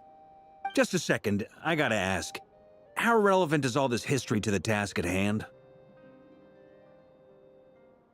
Well, I mean, it's... Okay, it seems we've drifted into irrelevant narrative waters. It's been a while since I've had the chance to speak inside someone's head. As soon as I got started, I lost control and the words just flowed out like a waterfall. What I'm trying to say is... Right, yes, that's it. The relevant part is the ritual created by the Hyperboreans. The fact that they bypassed the false sky and saw the true moons implies that they successfully built a connection between Teyvat and the outside world. Which means, with enough Kuvaki and a sufficiently stable connection, it should be feasible to send one person over the border. Okay, so they built some kind of portal? Oh, yes. A portal. Yes. Is something wrong? You sound disappointed. I just didn't expect you to summarize it so well. It turns out I could have said all that in one word, if only I'd managed to think of it. No, please, it's fine. This is invaluable knowledge. I'll be sure to record and preserve everything in writing. Oh, really? Well, in that case, I suppose I could backtrack and add some more detail. I did gloss over a few things so far. Whoa, whoa, whoa, time out. Let's summarize what we've got first. The Hyperboreans were the last ones to use this method, right? So we somehow need to find whatever structure they built and make sure there's enough Kuvaki to power it up. Luckily, we have the moon marrow of both the eternal and iridescent moons, so we're all good for Kuvaki. Which means the key issue we need to focus on is finding the place. Am I right so far? Yes. Although I expect the structure is long gone by now. That said, what if we could take advantage of the phantoms to travel back to a time when it still existed? Well, travel back isn't quite accurate. It's more like we'd be creating a handshake between 2 points in space-time. We wouldn't even have to pick a time when it still existed. It could just be a time when it still appeared in phantom form via projection, or we could project our own phantoms, fold them together at... You look lost. Was that too hard to follow? Yeah, things got a little, technical there. Paimon's brain is reaching capacity. All right. Let me think about how to put this more simply. Okay, got it. Over the next few days, I'll search for phantoms that we can use. Once I find one that meets the criteria, I'll let you know and we'll regroup. By completing certain rituals, specific individuals will be able to enter the phantom and make it to the Hyperborean structure. If everything checks out and it looks feasible, We'll just need to wait for Moon Prayer Night, and we can send the Moon Goddess back home. I'm really skimping on the detail here. Is this making any sense at all? I think so. For now, we'll just wait to hear from you. Yes. Basically, yes. Great. Counting on you. In the meantime, we'll focus on finding the Moon Goddess's name. My name? Are they looking for a way to stop me from disappearing? Excuse me. Suggest some tweaks. Maybe rewrite the stories as fairy tales or fables, perhaps even prayers. Anyway, we can cross that bridge when we come to it. So, see you later then? Oh, and no need to prepare anything. Just a cup of tea will do. See ya! She seems friendly. It's just... It's so nice to find someone who's actually willing to listen. I've been dying for a chance to finally go through all this systematically from start to finish. Any longer and I'd probably start forgetting it. Madam, du hast vergessen, deine Verbindung mit uns abzubrechen. Now Paimon gets why Alice told us to mind our heads. Ha ha ha ha! What did I tell you? A lot of quirky people in Alice's orbit. Now then, the next order of business is, where do we start looking for the Moon Goddess's name? Maybe the rest of what Nicole has to say might give us some clues. Once I've heard her out, I'll summarize the salient points and share them with you all. I'm also inclined to review our other documents. Yes, our faith was first established by our Hyperborean ancestors, but many of the more factually accurate records are from after Kutar's birth. Sounds like we're gonna follow Columbina's journey through Devat, huh? In that case, we'll start by heading to the Frost Moon Enclave. Sounds like a plan. Take this with you. I'll see about getting in touch with the Fatui. It'll probably just be Arlecchino and Sandroni again. They're the only ones who would want to help. Thank you, Mr. Varka. Ha ha ha ha ha! Don't mention it. Honestly, I'm more comfortable dealing with the Fatui than prying into the details of a young lady's childhood. Catch you later. I should follow them, just in case there's some way that I can help.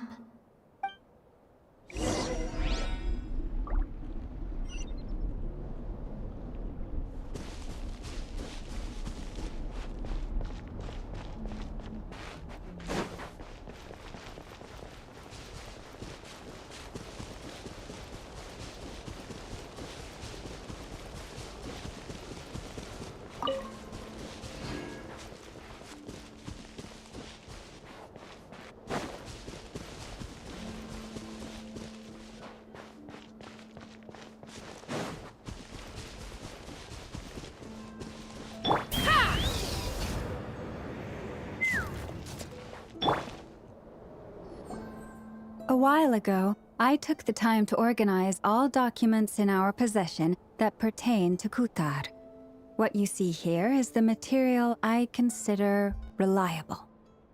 You're saying there's unreliable material too? Yes. Most of the information we have was transmitted through an oral tradition. Inevitably, some of her stories were mythologized and deified over the years through countless retellings. That's why I organized them into reliable and unreliable. There's no sense seeking answers in history unless we can ensure the veracity of the historical record. Makes sense. All right, let's take a look through.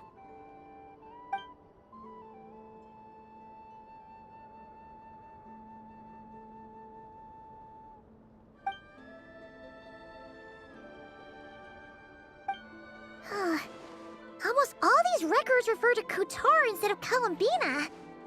Although neither of those is her real name. Paimon's not sure what point she's trying to make. What we can gather from these records is that the Frost Moon Scions worshipped her as a god, placing impossible expectations upon her. I cannot fault them for their earnest faith. But for all their devotion, worshipping her day in, day out changed nothing. I imagine that none of it resonated with Columbina. It wouldn't surprise me if, even back then, she had already begun to reject the name Kutar and everything it represented. Lama speaks the truth. When I heard them call upon Kutar with hope and expectation in their voices, they may as well have been calling upon somebody else.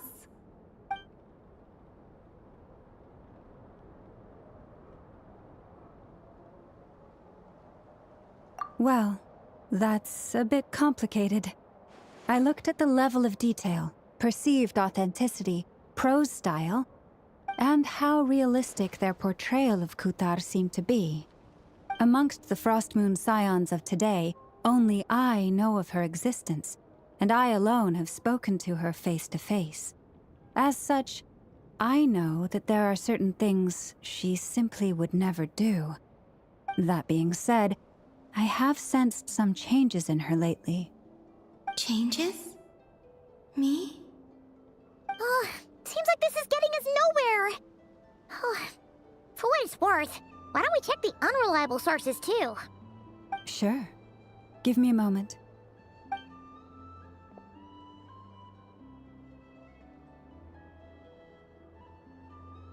Exerting but a fraction of her divine might, Kutar sheared a great mass from the snow-capped mountain and cast it into the sea, upon whose surface shone the mirror image of the moon. Thus was formed the island of Hisi. Yeah, right. That doesn't even begin to pass the sniff test. The 3 moons are naught but lies through and through. Only one moon has ever shone for us, and Kutar is her name. The vast majority of ancient texts are filled with fanciful tales like these. I trust you understand my criteria a little better now.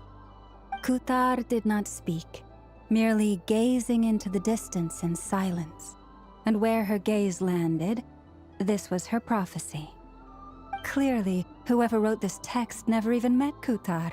Otherwise, they'd know that her eyes are always closed. What about you, Traveler? What are you reading? Come on, let Paimon see. The child wished to build a wooden nest with which to shield a fledgling bird from the cold. But being so young and lacking in strength, the child could not snap the branches from the trees. Kutar was passing by. Upon seeing the child, she summoned forth a Kuhenki, who built a beautiful nest for the child. I remember that. Not knowing the meaning of Kutar's divine intervention, the child dared not to respond, and thus ran home to call their parents. But Kutar was gone. The moon chanter declared the event a miracle and took the nest as a relic, placing it on high for all to see. The child was named as one favored by the goddess, and was greatly respected amongst the people. Yet, no further miracles were bestowed, and this matter was forgotten in but a few years. Huh. Any thoughts after reading that?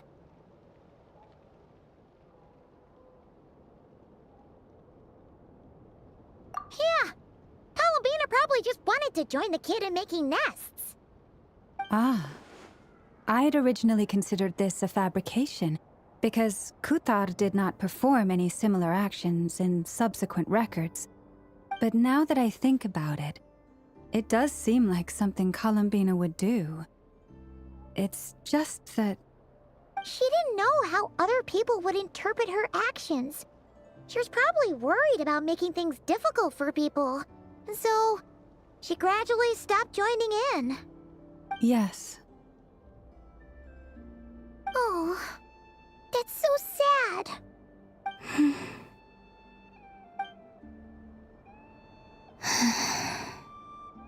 And now, I can make no such gestures of warmth, even if I want to.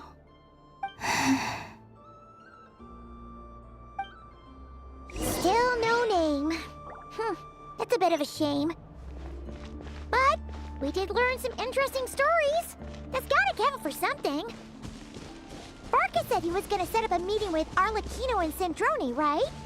Let's go back to Nasha Town and see how he's doing!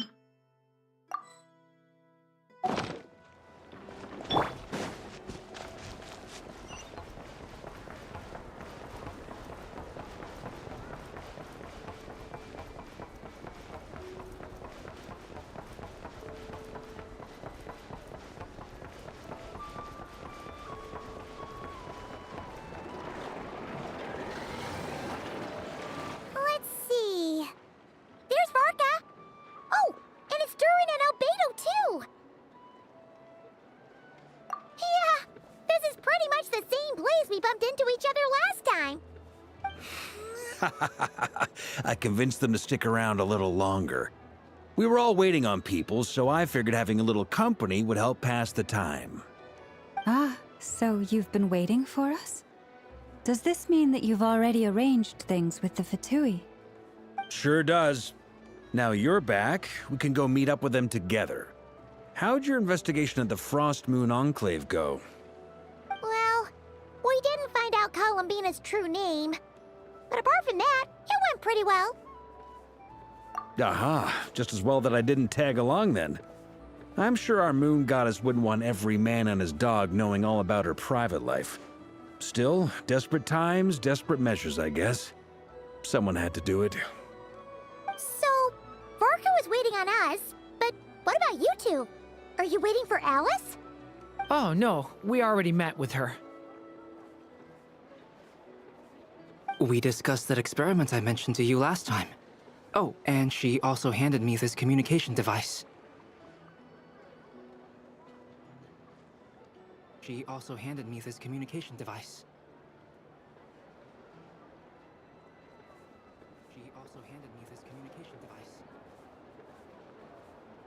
That's right.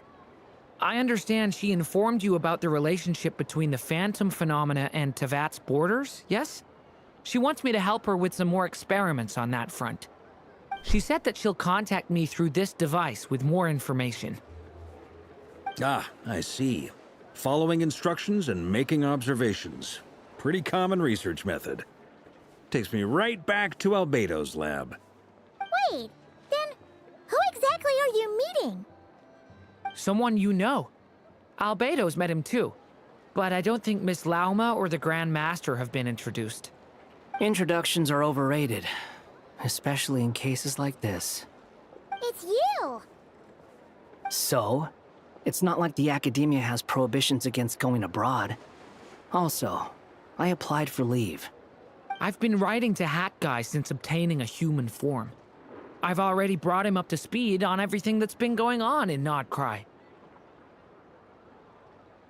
Hat Guy?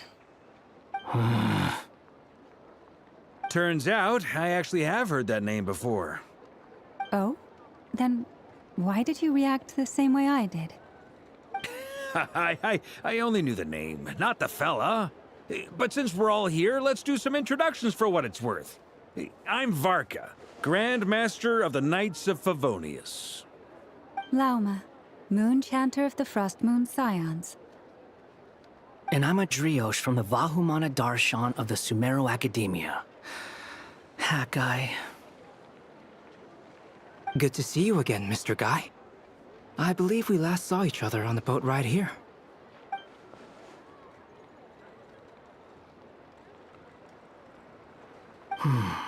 Mind you, the only reason I came here is because there's someone I want to look into. Who's that? The Doctor, also known as Dottore, second of the Fatui Harbingers.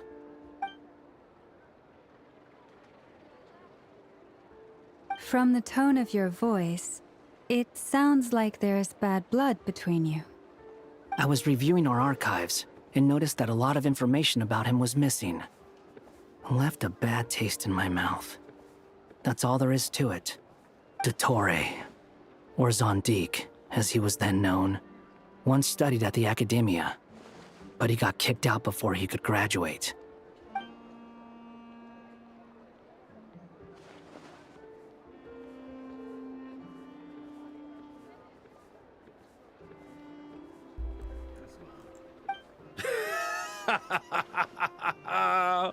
So the Harbinger's #2 man is a college dropout? How embarrassing for them. Last we heard, he was planning something.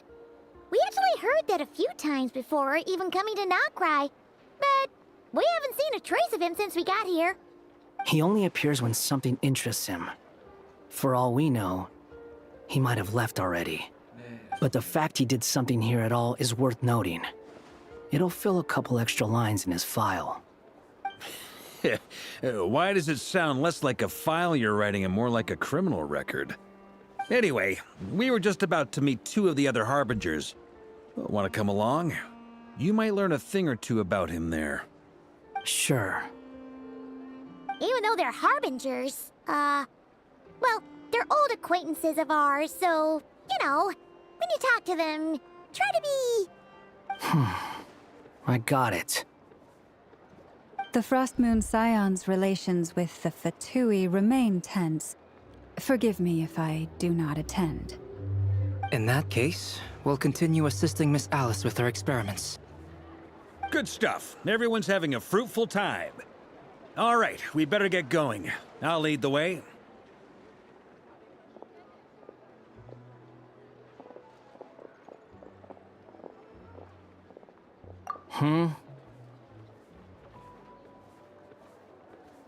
Well, yeah, that's obviously part of it. But I'm not the only one who has a score to settle with him. Neither you, nor Lesser Lord Kusanali, nor I want to see him meddling with things again.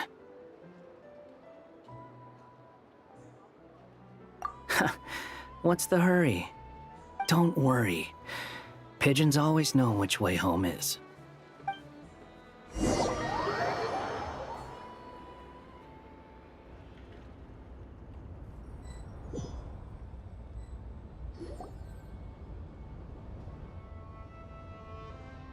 You made it. Who is this? A scholar from Sumeru. They call him Hat Guy. He's an old friend of the Travelers. Wait, this is the Academia representative you wrote about? He doesn't exactly look the part.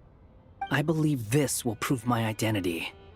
You'll notice it bears the seal of the Sanctuary of Surasthana. Well, what do you know? So it does. All right then. My mistake. It's fine. I expected as much. What? So as I mentioned in my letter, the Academia's got its eyes on Dottore. But this matter remains top secret. Apart from those assisting in the investigation, the fewer people who know, the better. If anyone asks, I'm here in Notcry to pursue my personal academic interests. Gotta say, Varka, you did pretty well to keep all this under wraps for so long. Sounds like you got in touch with the Academia about this way back. You flatter me.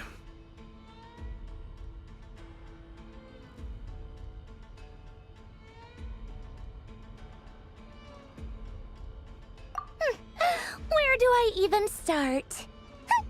Remember that time we fought Rerir at Star Sand Shoal?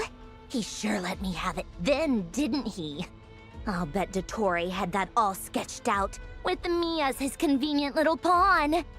He could not care less about us if he tried, but hey! The feeling's mutual.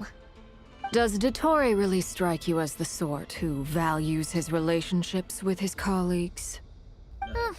Fair point. Definitely not. Which is why I always keep my guard up whenever he starts making suspicious moves. To that extent, our motivations align. On top of which, I consider you trustworthy people. Now, back on topic. In the wake of the Reikir of Solnari episode, Sandrone and I grew suspicious about Dottore's complete inaction during the entire affair. So we tried to find out what he'd been up to, but unfortunately to no avail. He never lets anyone in on his plans. The more he cares about something, the more secretive he gets. Indeed. Perhaps he believes that by keeping a low profile, he can avoid trouble. But that trick isn't going to work on his colleagues. Yeah, I mean, he's been researching the ancient moon's remnants. And he's been trying to get his paws on the moon marrows. Only an idiot would believe he doesn't have something more planned. With this in mind, I returned to Snezhnaya and relayed my thoughts to Her Majesty the Tsaritsa, entreating her to have him recalled. That's pretty direct. Did the Tsaritsa agree? Yes. I made it abundantly clear that the Fatui's business in Nodcry is almost concluded, and we do not need 3 harbingers in this territory. Her Majesty concurred. Accordingly, Dottore has returned at her orders. I imagine he is continuing with experiments, which no one besides he would ever have any interest in. Common sense might mean nothing to him, but he's not stupid.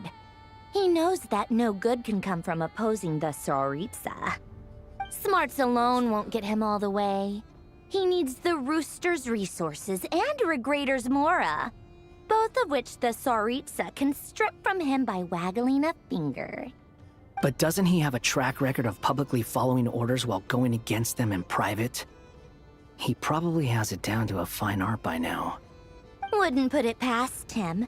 We worked together on a research project once.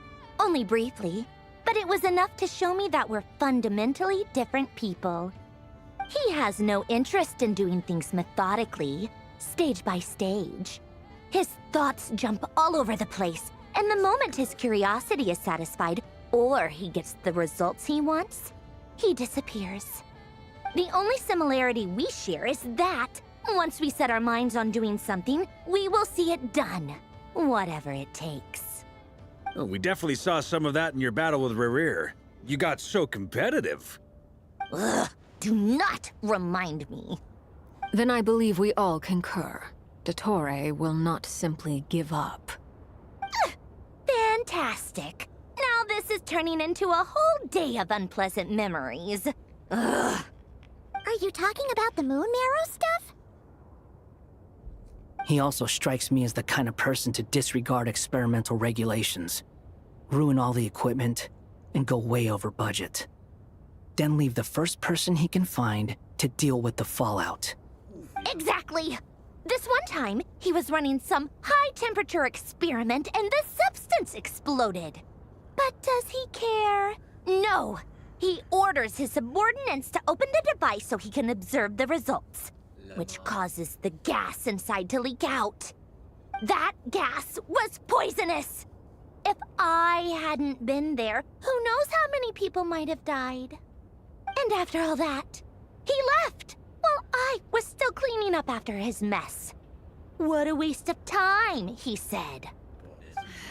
Waste of time? The nerve! He wasted my time! You've been bottling that up for a while, huh?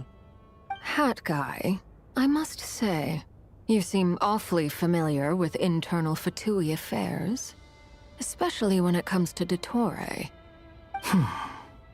Thank you, Lady Harbingers, for providing such valuable information. I have no other questions for now, so I'll be on my way. Wait, what? You're just gonna leave? You're welcome to join if you want. Ugh. Just when Paimon thought he'd finally mellowed out. He makes quite the impression. I'll say. I've met tons of headstrong people, but not many of them would join me in bad-mouthing Dottore.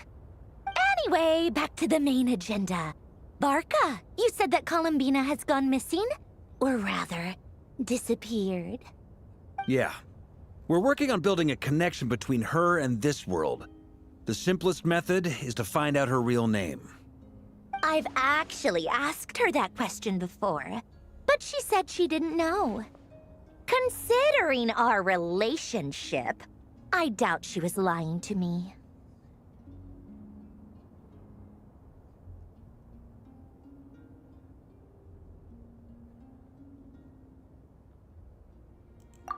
As far as I recall, she was never dispatched by Her Majesty to claim a gnosis or anything like that. The Tsaritsa's plans had long contained a place specifically for her. I always thought that was weird. What could she do that the rest of us couldn't? Knowing what we do now, it's probably something related to Kavaki, right? More than likely. When she first arrived, Columbina would often go to Her Majesty and ask when she could start the task assigned to her. But Her Majesty always gave the same reply. The time has not yet come. So she spent her days in Snezhnaya doing basically nothing. The Tsaritsa has summoned a beautiful blind maiden to be a harbinger, giving her the third seat by virtue only of her enchanting voice. It was a dumb and stupid rumor, but the reality of the situation made it hard to refute. And what happened after that? I imagine she stopped caring. She no longer seemed to care why she had been recruited, and Her Majesty never gave her any missions, so she just continued to sing in the flower garden. For my part, I was busy. So busy, in fact, that watching someone be that idol had me fuming. But still, I got the sense that she had long been used to a life of other people claiming she was needed when she wasn't. I just felt that having a place to stay would cost me something eventually. And so I waited quietly for the day that I would have to pay the price. And on the other end of that spectrum, you had me. Someone once told me that I had the lousiest work and the toughest luck. That's a good way of putting it. I forget who said it, but those words have always stuck with me.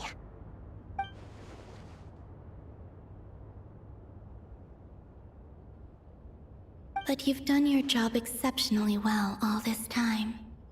Because at heart, you are a conscientious person. What is it? Something come to mind?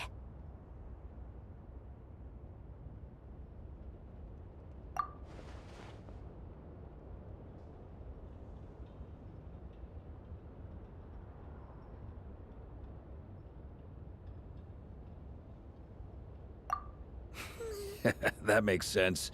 Nothing screams you are needed like your name shouted from across the town. Well, good luck with it. But if you ask me, Columbina is still the most shoutable name. I'm just so used to it now, after all the arguments we've had. I can't be bothered trying to remember another name for her. Nor I. Sandrone. Harlequino.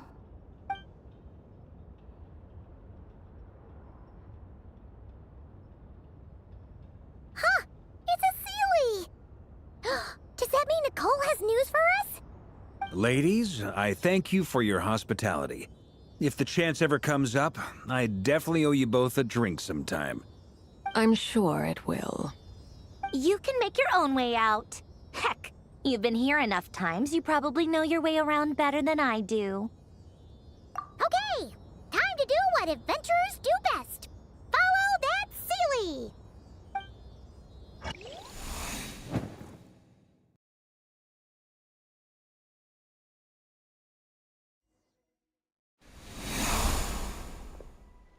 Here you are.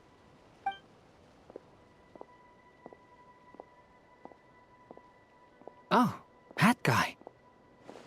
How come you're back so soon? Did things go all right with the Fatui? Fine. Dottore has been summoned home by the Tsaritsa. Couldn't get much more than that. How about you? Any progress with the investigation? Unfortunately not. We've tried everything. different phantoms, different locations, different points in history, but the results were the same each time. Abyssal monsters roaming the land. People crying out in despair, with no hope of being rescued. Every time I see it, I can't help but think, is this what it was like in Mondstadt when Dragonspine Durin attacked? And if I fail in the task I've been given, will I create yet another tragedy? That's just meaningless speculation. When we encountered similar phenomena previously, I tried to interfere with those illusions, using sounds and lights to guide them.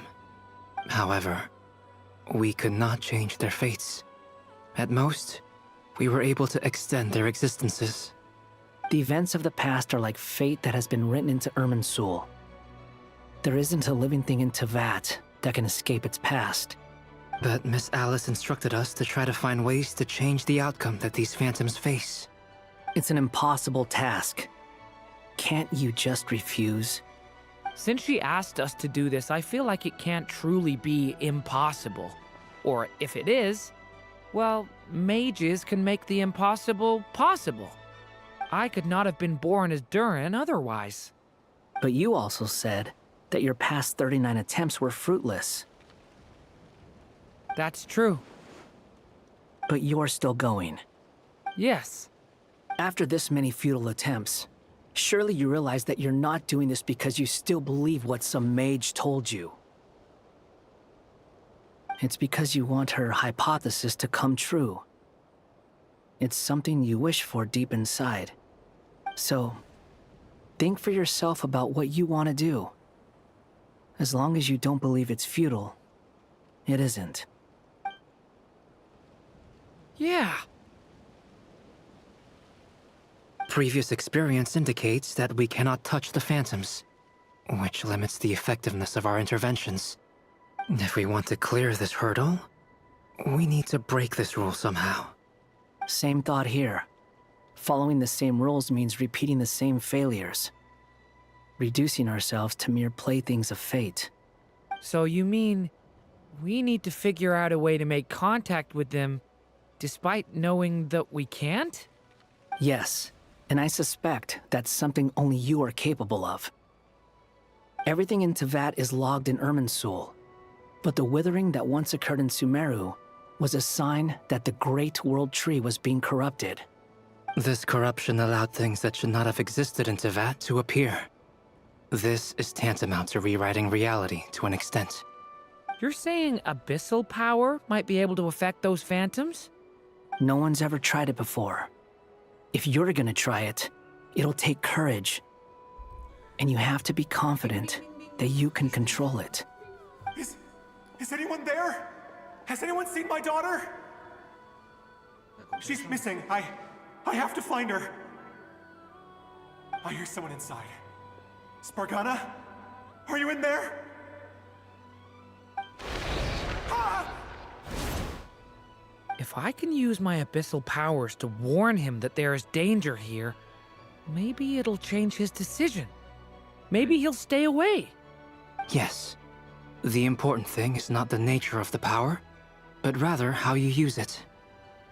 To intimidate and obstruct. Sounds about right for the Abyss. Let me try. I should be able to influence that thing. Have you seen a little girl? What? This isn't the time for that! Just run!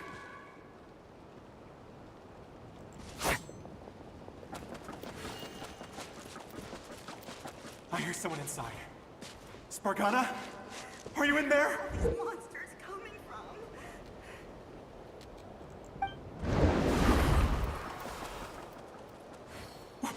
What is this? Looks dangerous. I should get out of here.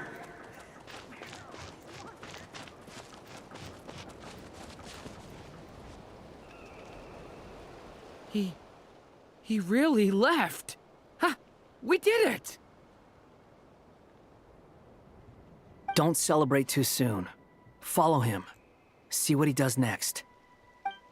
Don't celebrate too soon. Follow him. Monsters approaching from the front.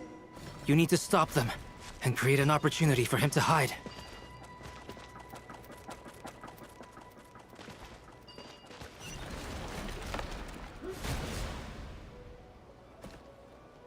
Help me!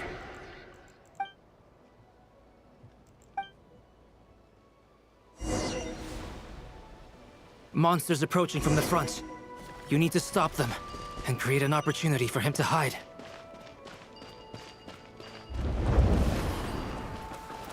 No! There's monsters ahead!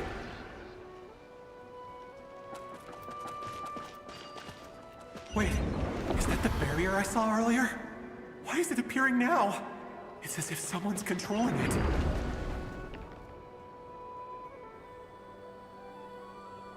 The monsters are gone. Is it safe now?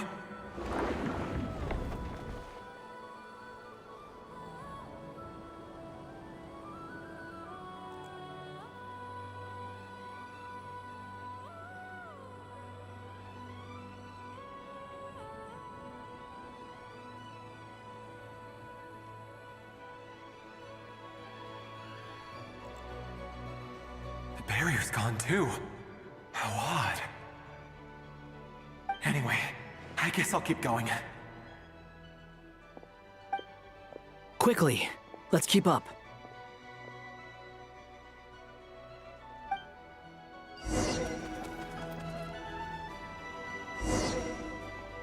Wait, there was someone else here? Don't go any further. We've got anti-monster traps laid out everywhere. But my daughter must just be up ahead. I have to go. This way's blocked.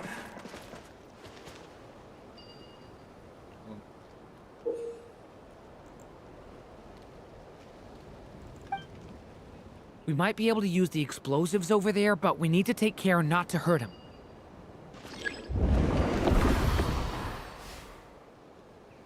I'll use the barrier to keep him at a safe distance.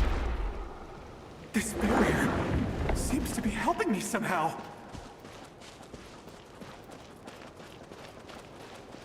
Hey, hey, wake up! Oh, no good. Gotta keep moving ahead.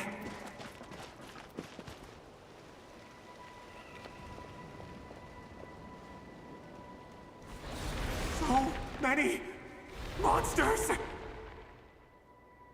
There's still a chance, Durin. Use the traps.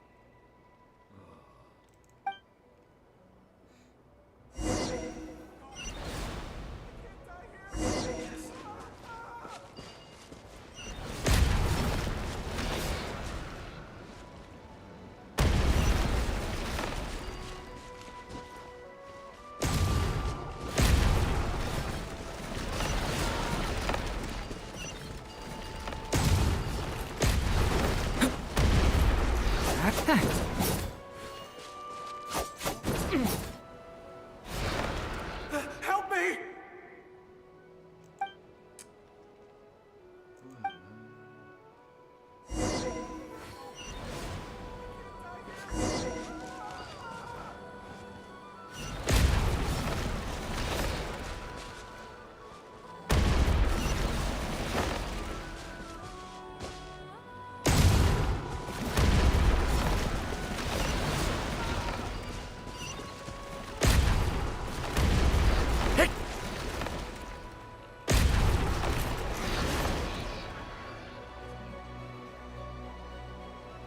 This is a new development. I've never seen this happen before.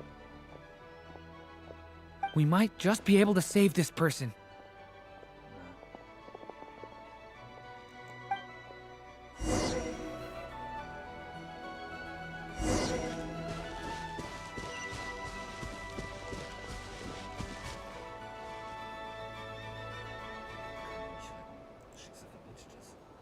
Hello there. Have you seen my daughter? Spargana's her name. She's carrying a large backpack. Get out while you still can, you fool. You won't find any survivors here. But I can't just leave her here. She must be so scared right now. Sorry. Wish I could help, but I haven't seen her. You'll just have to keep looking. Okay, thank you. If I do find her, I'll get her to shelter and come back for you. Don't bother. I've got nowhere left to go.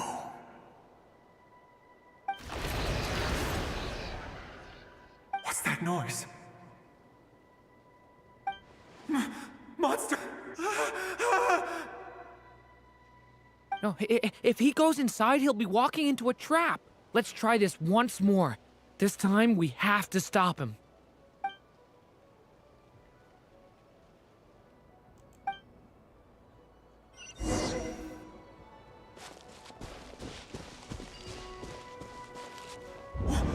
Why? How will I know where Spargana's gone like this? You know what? I'll trust this strange barrier. It's gotten me this far after all.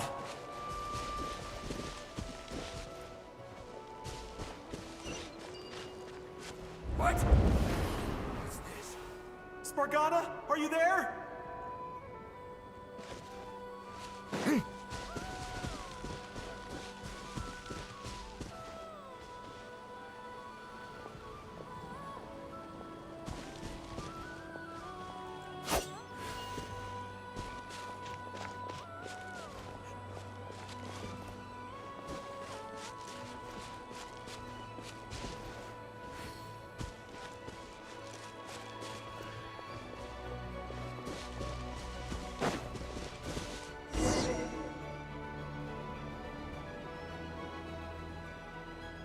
Huh? That looks like one of my daughter's books! Thank you. Thank you! Yes, it's one of hers for sure. That's her name on it right there. She left her backpack here.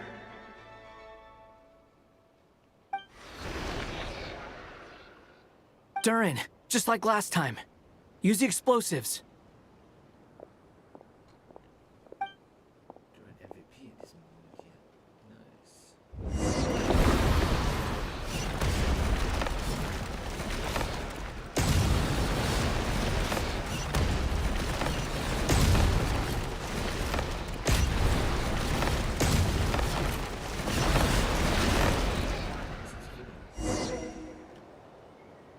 It won't work.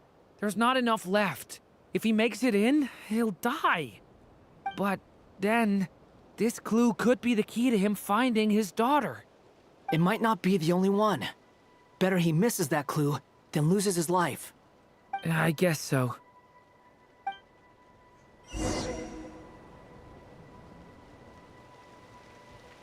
Stop him, Durin. We can't let him get any further in. That's my daughter's book! She's passed this way! Why? Why won't you let me go in? I've searched and searched and searched just for this! But how will I find her without any clues? I no longer have anywhere else to go.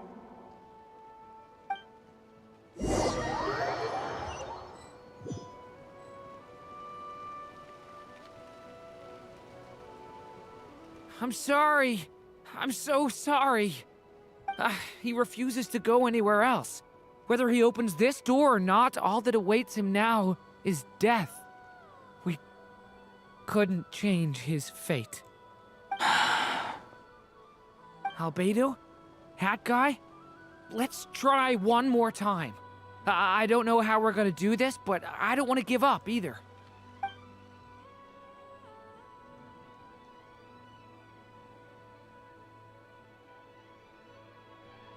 Why am I here? What's going on? All these scenes running through my head. Where are they from? Huh? What's going on? His reactions have changed. How many times have I... What's happening to me? Huh? Wait. Who are you? You can see us now? I feel like I always could, but that I only just realized you were there. I'm sorry, I don't know how to describe what I'm feeling. But you were the ones guiding me using that marked barrier, right?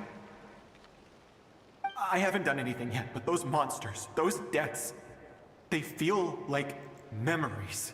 Like things I really did experience.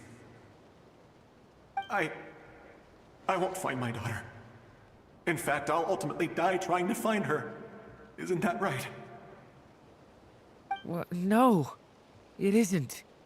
Yes, it is. Even so, we're trying to find a way out of this. You've not seen my daughter either, have you? It seems she really isn't here.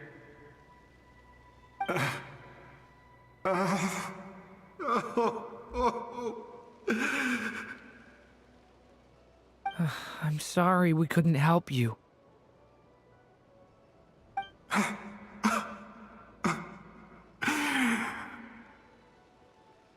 just tired. Maybe this is destiny. Maybe it doesn't matter how hard I search. How long do I have left? Experience says 15 to 20 minutes. 15 to 20. Thank you for all your help. Let's rest a while. You look exhausted too. Now's not the time for you to start pitying us. It's not pity. I'm just realizing that I've only got 10 or so minutes left. You know?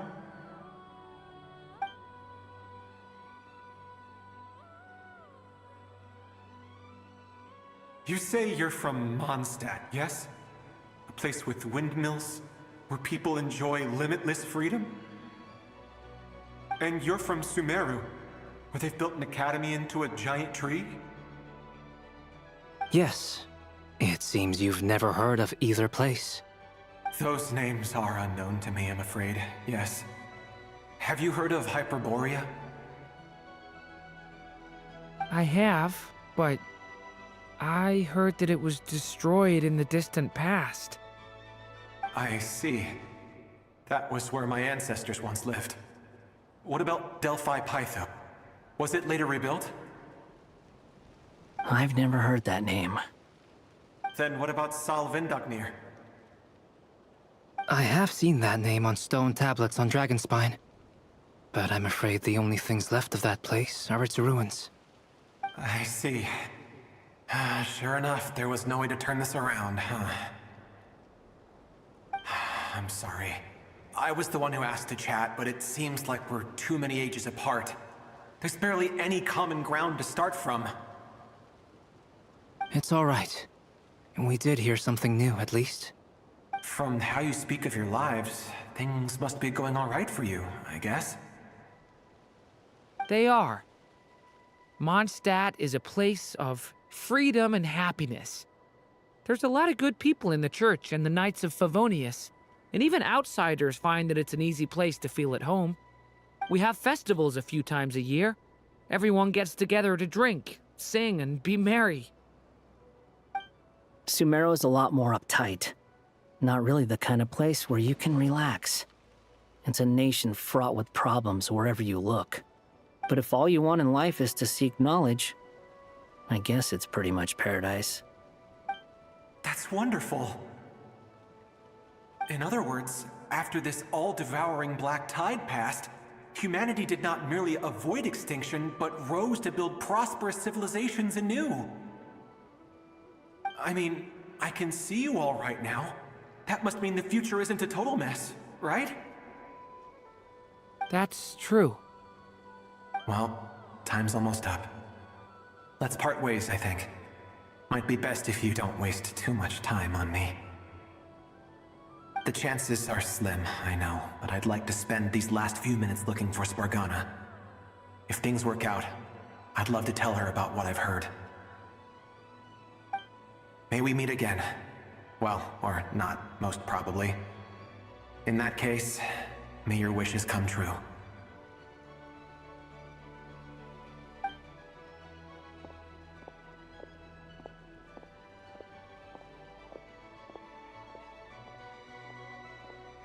He's gone. In a few minutes, he will meet the end that was his to begin with. The ending of this tale did not change, but I believe that we've just made the most progress we have yet. May your wishes come true. If only it were so simple. Hat guy, could I ask you a question? You've never talked about your past. It seems complicated, and it weighs heavily on you, too. Would you be willing to tell me about it? I mean, sometimes it's better to get things out in the open. Take that guy we try to help, for instance. At least he said goodbye with a smile, right? I know about Albedo's past. Our experiences are very similar, and he created me. As for you, you're my first friend, and you've witnessed every step I've taken. But by comparison, I know nothing about you. Either way, I mean, we're still best friends. But if I knew more about you, I might understand your thoughts a bit better. I've told you about myself. I'm a student at the academia. And what did you do before that?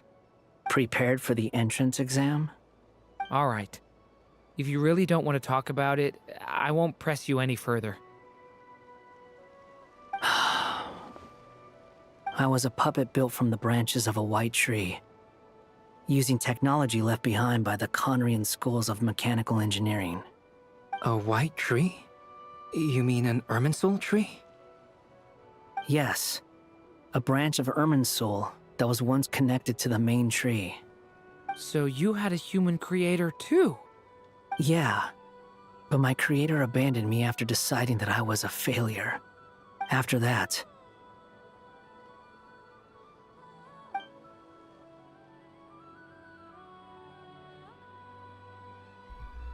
Durin, resisting the influence of the Abyss, suppressing the urge to destroy, trying to do the right thing. None of these things are easy. But no matter how hard they are, trying to rewrite past wrongs is far harder. You asked me if you would create a new tragedy if you failed. I told you there was no point speculating about that. But the real answer is, yes. You absolutely will. That guy. But at least you've got people here to help steer you away from the wrong path. So, just keep aiming towards the light. I will. I promise. All right, break time's over. Hello? Durin speaking. Hello, friends, it's me. What have you been up to, I'm detecting some unmistakable fluctuations here at the border. The amplitude isn't particularly high, but they're completely different signals from the ones before, and the scale is comparable to those I've detected previously. Alice, we were unable to save that person. However, he appears to have retained a portion of the memories gained through that cycle, and was able to hold a conversation with us. I see. Well, that is rather odd indeed. It definitely merits further attention. Could I trouble you to keep trying the same approach? I need to gather some more data. Counting on you. I should probably have Nicole come and check this out as well.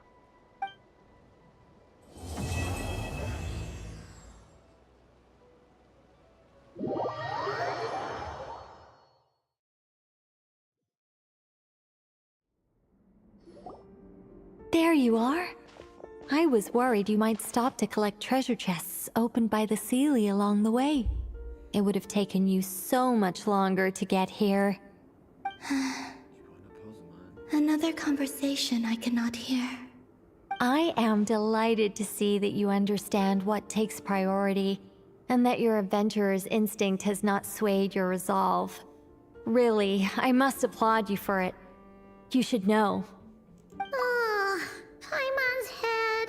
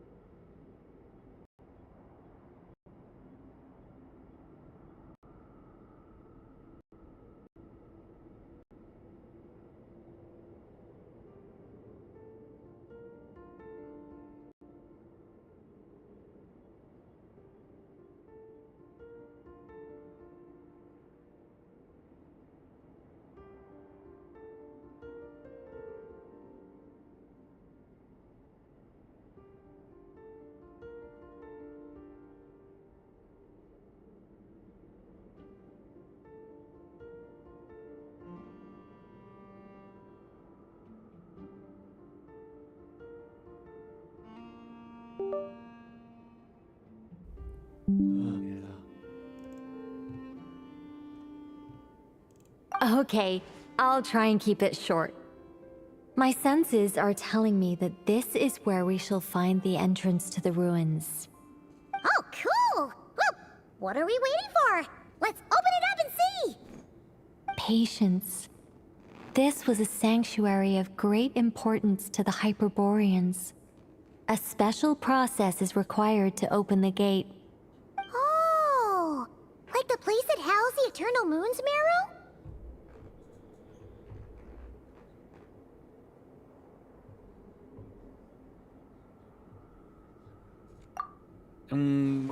Okay, so what's the plan? Need us to do anything? And just the short version, if you can. Ah.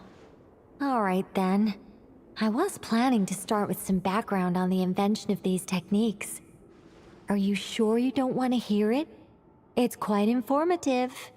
Remember what you were saying about priorities? Fine. Simply put, we need 3 human representatives to successfully undergo a process of Kuvaki resonance. Think of it as a test from the 3 moon goddesses to see if the entrants are qualified, with the most recognizable qualification being Kuvaki. Pretty sure Lauma would ace that test. Oh, wait. But we need 3 people. I also have no doubt that the Moon Chanter would be qualified. But we would need 2 other people with the same constitution. Therefore, the most feasible method is not so much to follow the rules, but to figure out how the test functions and find a workaround. I've done some research, and it turns out the mechanism is rather crude.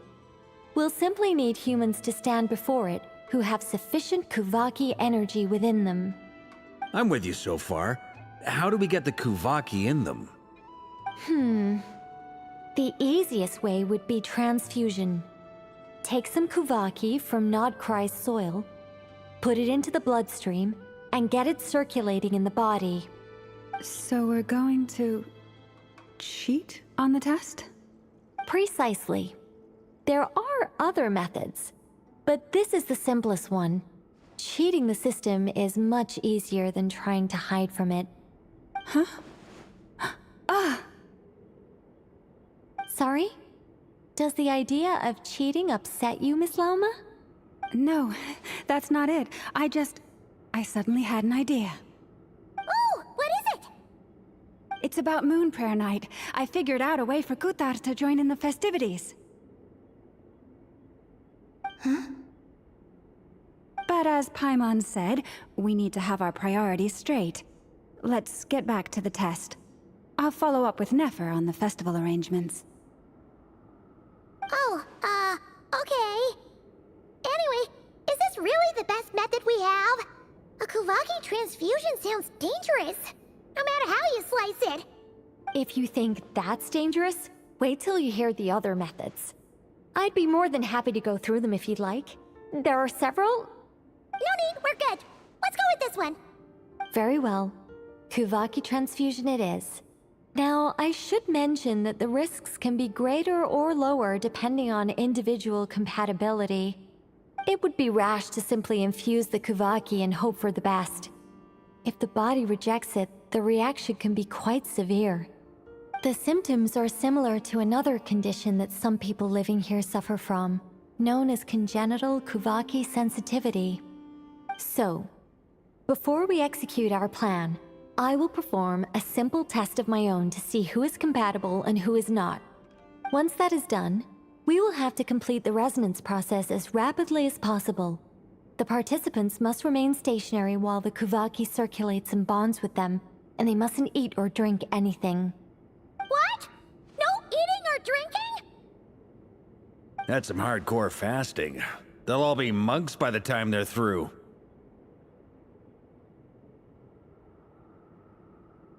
3 days. Oh, that's so long! And we still need to find 2 more people who are not just compatible, but also willing to volunteer. Fasting? What are they talking about? Really? Don't you want to think this through? Haha, count me in too. 3 days without food? I can handle that. Mr. Cole has made it clear that this is the easiest way. The way I see it, there's nothing else to discuss. It's time to step up.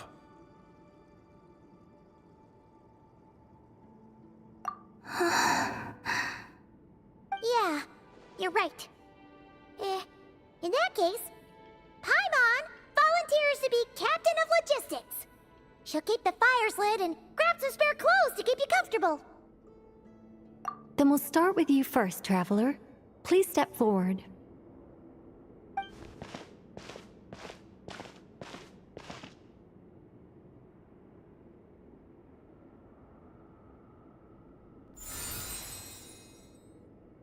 How's it going? Do you feel anything? How about now?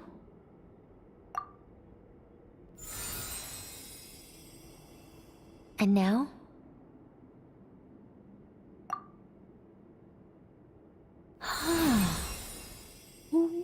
What about now? You guys, it's not a competition. reputation, you know. All right, I'm officially impressed. Even as a descender, you can withstand far more than I imagined. It's like I summoned a giant stone titan to arm wrestle you, and your arm hasn't even moved an inch. In my last attempt, I infused 5 times the amount of Kuvaki required. Yes, safe to say, compatibility won't be an issue for you. You're eligible to join. You're next, Mr. Varka. Sure, here goes nothing. All right, I'll start where we left off. 5 times the required Kuvaki dose. Whoa, whoa, whoa, hey, wait a minute. How's it going? Ooh, no, not great. I kind of want to puke. Feels like I've been drinking too much. A few bottles of wine, then a big stein of Dark Horse, with some hard liquor from Liyue mixed in. You think this is funny? I just lost to a young lady in an arm wrestling contest. I'm never gonna live that down. My apologies. I'll lower the concentration and try again. Oh. How's it going now? I'm not as dizzy as last time, but I can still feel it pulsing around. In that case, you wouldn't be an ideal choice, Mr. Varka. Let's try someone else. Okay. Let's go ask some of our other friends then.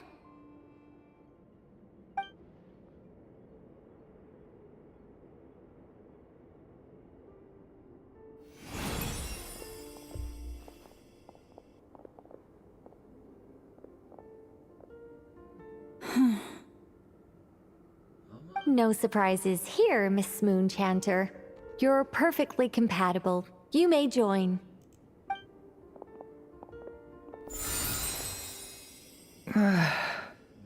I'm getting a slight headache.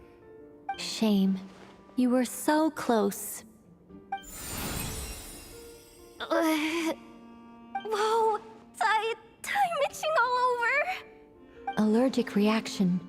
We can't have that. Huh? Well, are you gonna start or what? The Hexenzirkel is an organization that cares for and protects children. We will not have them do dangerous things. Not even tests.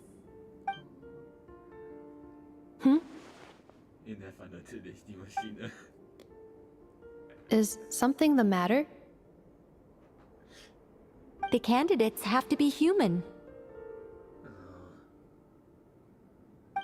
I guess that rules me out too. Huh. Everyone except the Moonchanter got beaten. Guess I don't need to feel so bad after all. I mean, looks like this isn't gonna be as easy as we thought. Perhaps I could ask for volunteers among the Frost Moon Scions. I'll see about talking to some trusted Lightkeeper colleagues. Itlua springs to mind. In fact, I think we had some former Frost Moon Scions join our ranks recently. Can you give me the scientific explanation for how the test works? I can probably make some kind of test bot. Then we can just zip through Nasha Town, going up to people and pressing a button to check their status. Wouldn't that be way easier? No. Wow! No elaboration for once. How about I contact the Knights of Favonia's garrison in the Wave Chaser plane? Shame that Lohan's already left. And that guy's even tougher than I am. Strange. The moon goddess is clearly revered by many people. So why is she on the brink of disappearing? She mentioned that the world has rejected her from the very beginning. And when we fought the Reikir of Solnari, it seemed like she exhausted her power for our sake. Also, Paimon's not sure revered is the right word for how people feel about her. Gratitude, certainly. For my part, anyway. It's basic reciprocity. She helped us, so she deserves our help in return. Yeah. Even though she looked like she didn't care, she still saved a ton of people, including me. A review of the relevant data leads me to conclude that Miss Columbina is a good person. Yep, you bet! They really think so? I'm super surprised that Columbina isn't her actual name, though. I think it really suits her. It's light and graceful and... yeah, just a really pretty name. I know, right? Unfortunately, that's not our decision to make. Columbina. That was the code name the Fatui gave me. But it also came up in the song I heard when I was born. But... is that really all there is to it? What do I truly think of my own name? Is there anyone left who will still call me by that name?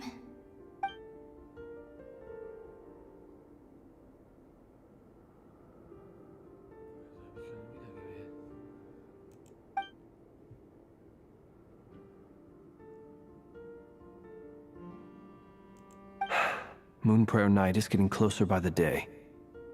We're running out of time. We need to look for other candidates.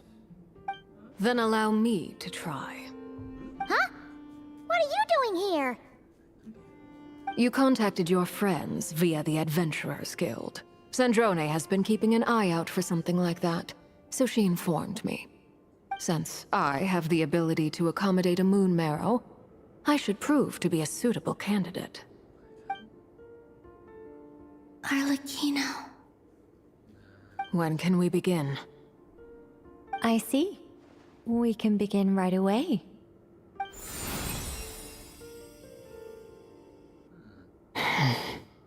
How was it?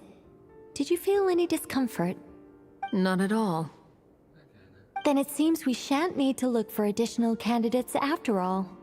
Great! Cool. Alright, like Paimon said, the rest of us can take turns making sure the three of them stay warm and comfy. Then, my job is to take care of the caretakers. I will ensure everyone receives food and accommodation. I'm ready as well.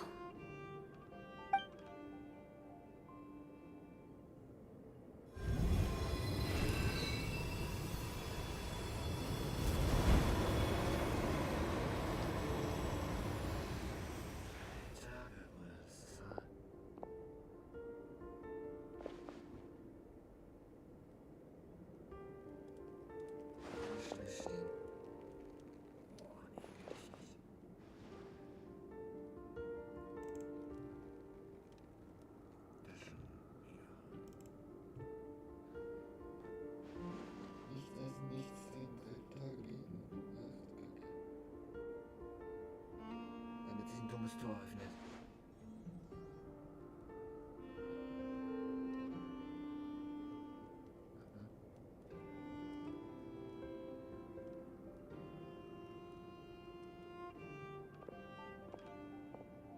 The work is done. The sacred scroll shut. The stars grow dim, the people silent. The white sun sets, the silver moon rises. O path to the temple, appear now before us.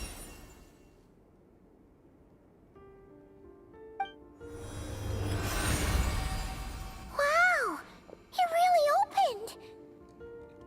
So that's what all this is about. They've been trying to open this gate. Come, let us enter.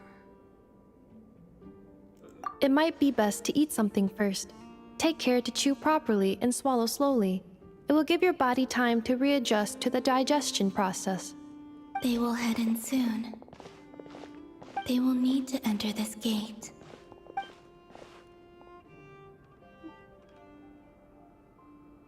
Huh?